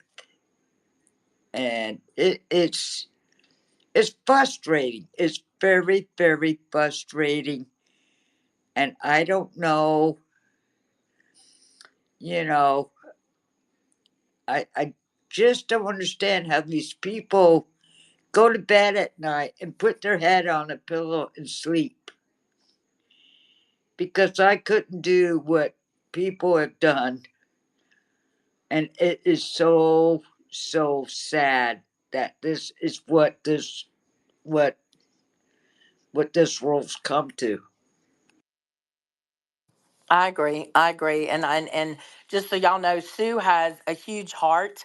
And she recently had a situation that did not turn out well for her. And so people did actually take her kindness as a weakness, but then they FO'd. And she's got enough people backing her up. So just know there are people that have big hearts. And so when they do take down their walls, if you will, to help you, if you're that kind of person that's going to take advantage of that, I think there's a special place in hell for you. I'm just going to say that because when people in this day and age are willing to still help people, you don't need to take that kindness as a weakness, and you need to understand that is few and far between. So God bless you, Sue. I love you. Again, we are going to try to wrap things up at midnight. So I see the hands. We'll go to those. If you guys have something briefly you want to say, go ahead, Fed Up. Yeah, the the funny thing is, you're when you brought up Blockbuster, that brought back memories because I used to actually manage for one of their competitors, Video Update, um, and the something you could mention that only a Gen Xer or earlier would even know what you were talking about. Worst argument I ever got into with a customer, had a customer actually come across the counter at me, is because it was over a rewind fee for a VHS tape. That they said they knew they brought it back rewound, and they used to charge that like 25-cent rewind fee if you didn't rewind the movie. um and yeah. That up. I knew what you were gonna say before you even said it. Oh my god. Oh my gosh. But yeah, it was those were fun times. Those were fun times. We running movie store, you got to was great because you got to meet everybody. You got to talk about all the movies that were coming out. And this was, oh God, 94 ish era, somewhere in early mid 90s. So got to introduce some of the like next generation down, like the early millennials, I guess the older millennials. Got to introduce a lot of them to our growing up movies too, like the John Hughes movies and stuff like that. And uh, also got to get them to understand that the other part to Gen X that a lot of people don't understand, and part of the reason I'm a little sympathetic to this current generation that went through COVID during those same formative years, is they tried to terrify the living shit out of us. I mean, we had the Cold War and the AIDS crisis, and for anybody that's never seen it, there was a movie that came out in 1983. It was a made-for-TV, played right on ABC, called The Day After. And it was about a nuclear holocaust, and it was terrifying. And when we're watching, I was 10 years old when that came out. Okay, so stop for a second. I saw that movie, and I'm gonna tell you right now, I'm not someone who has ever been like I love horror movies, but I laugh through them. Like I'm that dark, warped sense of humor, right? The only way a movie really scares me if it's something that in my mind I truly believe can happen. And I remember seeing that movie Fed Up, and I remember how horrifying that movie was. That movie, if you have not seen it, I don't know if it would have the same effect on me as an adult, but yes, Fed Up, I remember that. Continue. I just wanted to, if you had something else to add, but I wanted you to know, like, no one, I haven't in years had anyone bring that up. And it was actually a book. And then they made Hmm. the book into the movie. And I'm going to tell you guys, for I remember the age I was, I remember thinking, holy crap, we are all going to die from nuclear war. Like I remember that, and that is something that was so traumatic to me. Yep. And as soon as, if you're anybody who saw it as a kid, I mean, no, the reactions there as soon as somebody brings that movie up. That's why I always bring it up because it's like uh, I mean, it was, and the fact it wasn't like a go to the theater. I mean, it was right there. It was a made for ABC movie. I mean, it was just In your like, face, you just turned on the damn TV and they played that. and you wonder why all the all of us that grew up as Reagan kids really were so attracted to Reagan because he kept preaching the peace through strength and building us up and keeping us strong and safe, and he did, right? So it was like that was a big thing for us, as kids, because when you're 10 years old, you don't, pay attention really to A the hundred economy. percent You know, correct. mom might be doing a little better. Mom and dad might be in a better mood. Mom and dad maybe bought a little better car, or things like that. Or you got to take a better vacation or something like that. You might notice that, but you didn't notice the day to day crap. But you notice it's like, wait a minute, I feel a little bit safer with this guy. you know. Yeah, absolutely. And I don't want to cut you short, but I do want to get some hands. But thank you so much. I'm so glad that you're here, Fed Up. Thanks for being part of the conversation. I see you, Nikki, but we're getting ready to do final thoughts. I'm going to go to Mike and then I'll go to you. Go ahead, Mike. You have a brief final thoughts you want to give us? Okay. We were talking about we can't stand hypocrites and stuff like that. But also, okay, as Gen Xers, if we make our mind up to do something, that's what we're going to do. We don't hem and haw about it. We're going to do exactly what we said we were going to do. I might hem and haw a little bit. I might hem and haw a little bit. Not me. If I make the conscious decision, if I make the conscious decision to do a thing, I'm going to do that thing. It's like when I got my foot cut off. Okay, the doctor came to me. He says we're going to have to cut the foot off, and I'm like, okay, go ahead and do it, no problem. And he couldn't understand why I was so nonchalant about it because I got another foot, and I don't necessarily need it because they make fake ones, you know. I mean, I had to teach myself to walk and all that good stuff, but do it. Do whatever you're going to do. Just get it done. Get it done, as Jeff Foxworthy would say. Well, listen, I see some new faces in here. Thank you guys for coming in. I'm not about marathon spaces. I never have been. I do some for Take Our Border Back. Incidentally, I'm going to give them a plug. If you are someone that is interested in the impact that our open borders are having on us, please go check out this website, takeourborderback.com. That's takeourborderback.com. That is a mission that I've recently affiliated myself with. Very, very proud to be aligned with them. Very, very proud of the work that they're doing. They are literally driving awareness and letting Americans know the importance of getting these borders closed. You can find information that you need under my highlights on my page, but please go check out takeourborderback.com. Another plug, I am also affiliated with a group that is working very diligently to get America First candidates elected. I am all about Trump. I'm all about getting him reelected, but we need to understand that Trump is one man. And so once he does get reelected, and I'm going to claim that for him, once he does get back in office, he is going to need to be surrounded by other people who also have that America First value system. And so it is essential that we do what we need to do right now to make sure that those candidates who are aligned and been endorsed by him, especially in the Senate, are getting reelected.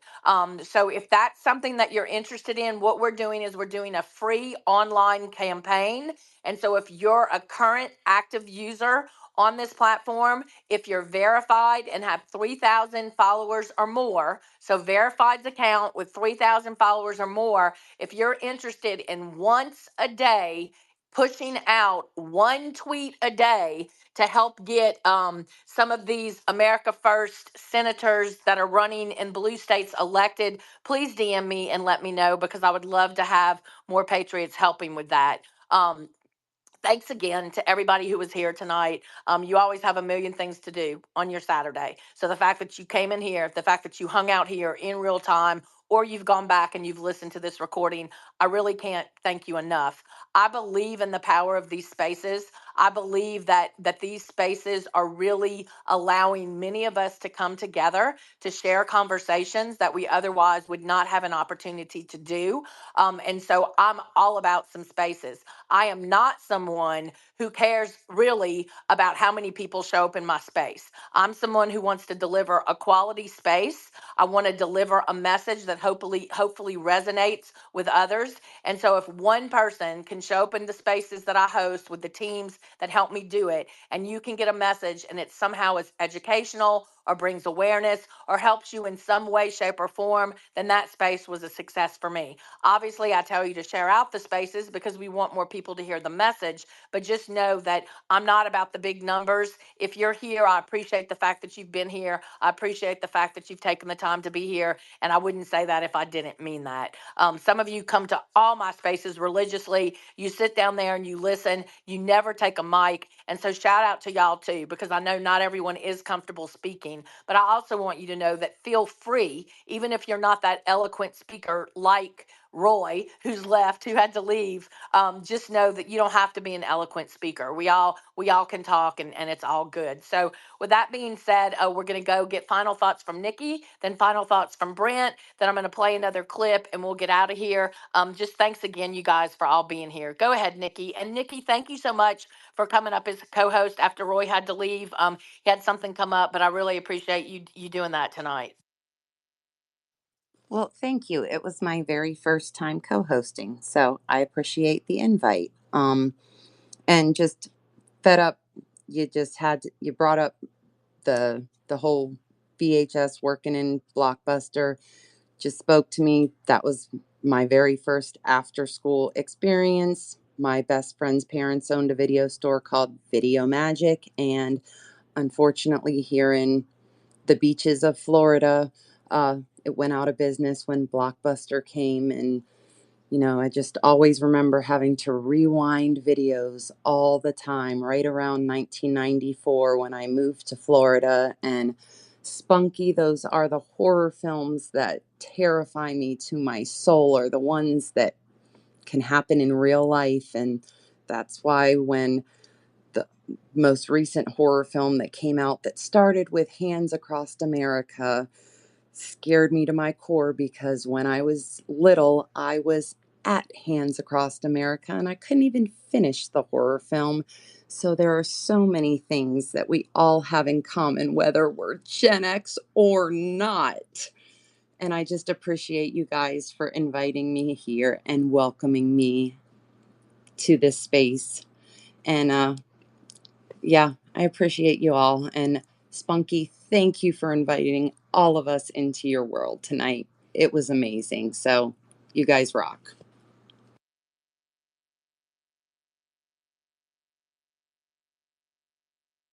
Oh, and we can't forget Boomer Sue.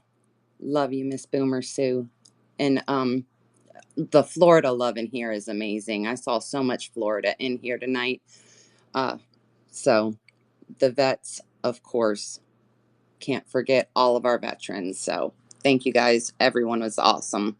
All the speakers, all the listeners, the love was there. Yep. Thank you so much again, Nick. I appreciate you you jumping up and becoming a co-host.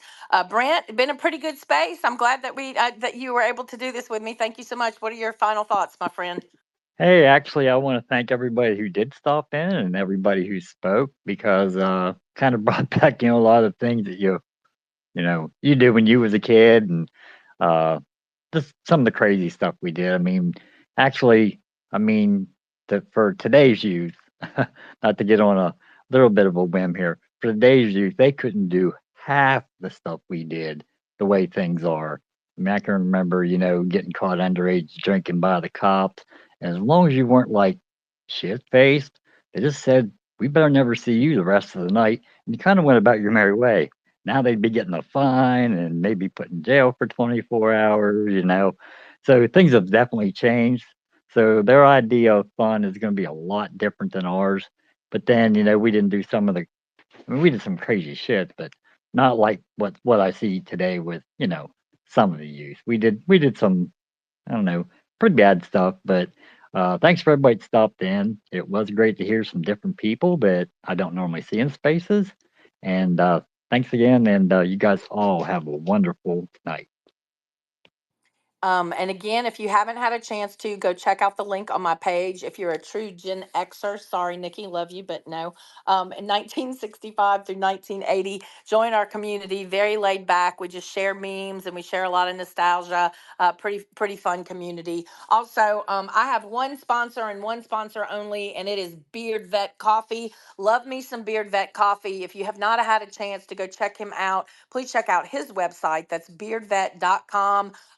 For those of you that know him as an influencer here on this site, he's known as Beard Vet. His friends call him Sean. And what I can tell you is I am very, very particular of who I align myself with. And I've been blessed to be able to align with him. He's a great guy. And he's someone that is a true patriot, a red, white, and blue. He helps his community. He helps the MAGA campaign. He's all about some Trump, and he gives back to veterans. So if you're a coffee drinker, please take a minute. Go check out his website. Again, it's beardvet.com. Use code Spunky. Save yourself a little bit of money and order his coffee. You won't be disappointed. Got a final clip here from a Gen Xer. Got a final clip from the girl or the lady, I should say, the real Slim Sherry. So she's just going to talk a little bit about some of our quirks as Generation X. And what she's going to tell us is to embrace the quirks. So we must embrace our quirks of being Generation X.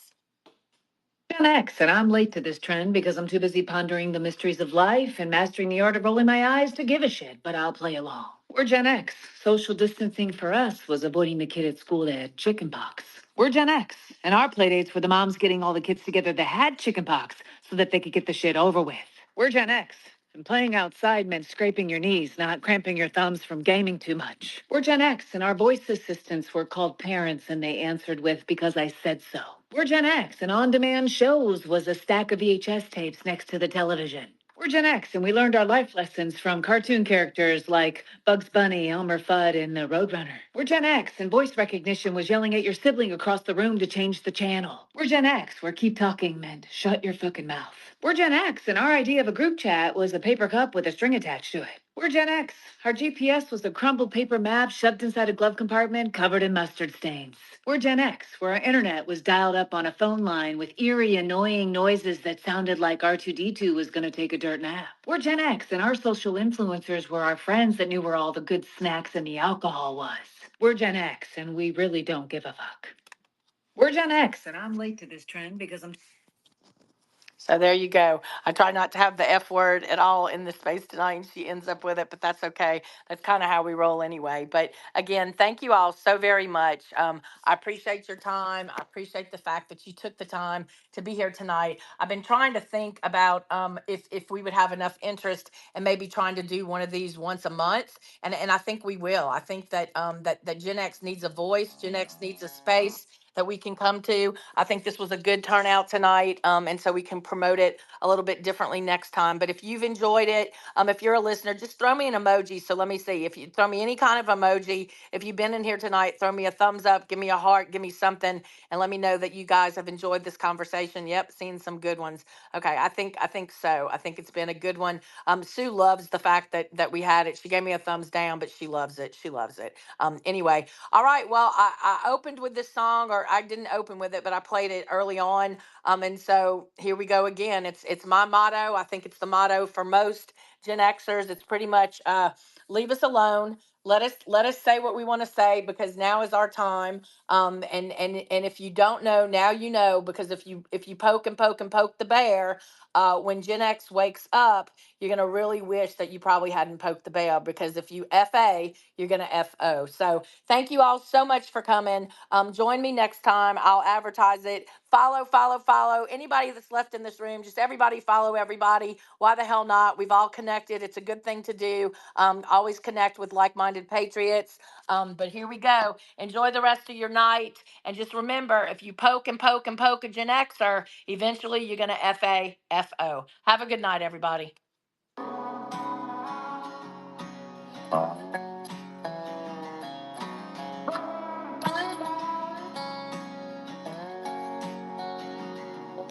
I love my country, love my freedom. Fuck a welfare, now I don't need them. Shotgun race from the woods to the plate. Ain't never went hungry, ain't never too late to come around here, son, running your mouth. You can fuck around and find out. You can fuck around and find out. You may make it through the snakes, snares, and alligators, but once you get to the gate, you can't depend on your waiters, cause you'll be over your tater. I'm talking growing tomatoes, yeah. Feeding the worms, I fish with later. I'll have a fish stick plate over a 6-foot grave before I take a knee as our anthem plays. My hands on my heart, I stand on what I say, and my Second Amendment handles what I can. I ain't trying to be Billy Badass or talk shit, I'm just saying, there's the line. Don't cross it. I got a red rod gun when I was 3, so I don't run to hide from anything. Bitch, I'm a red, white, and blue collar boy from the South. Yes. You can fuck around and find out. I love my country, love my freedom. Fuck a welfare, now I don't need them. Shotgun race from the woods to the plate. Ain't never went hungry, ain't never too late to come around here, son, running your mouth. You can fuck around and find out. Oh, Jay.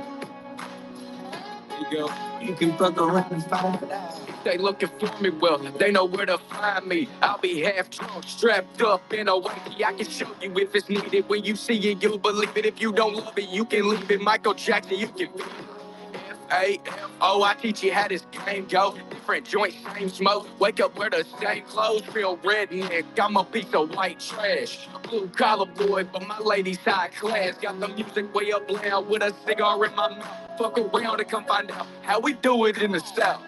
Ain't saying nothing, but you running that mouth. I never take a handout, I'm too damn proud.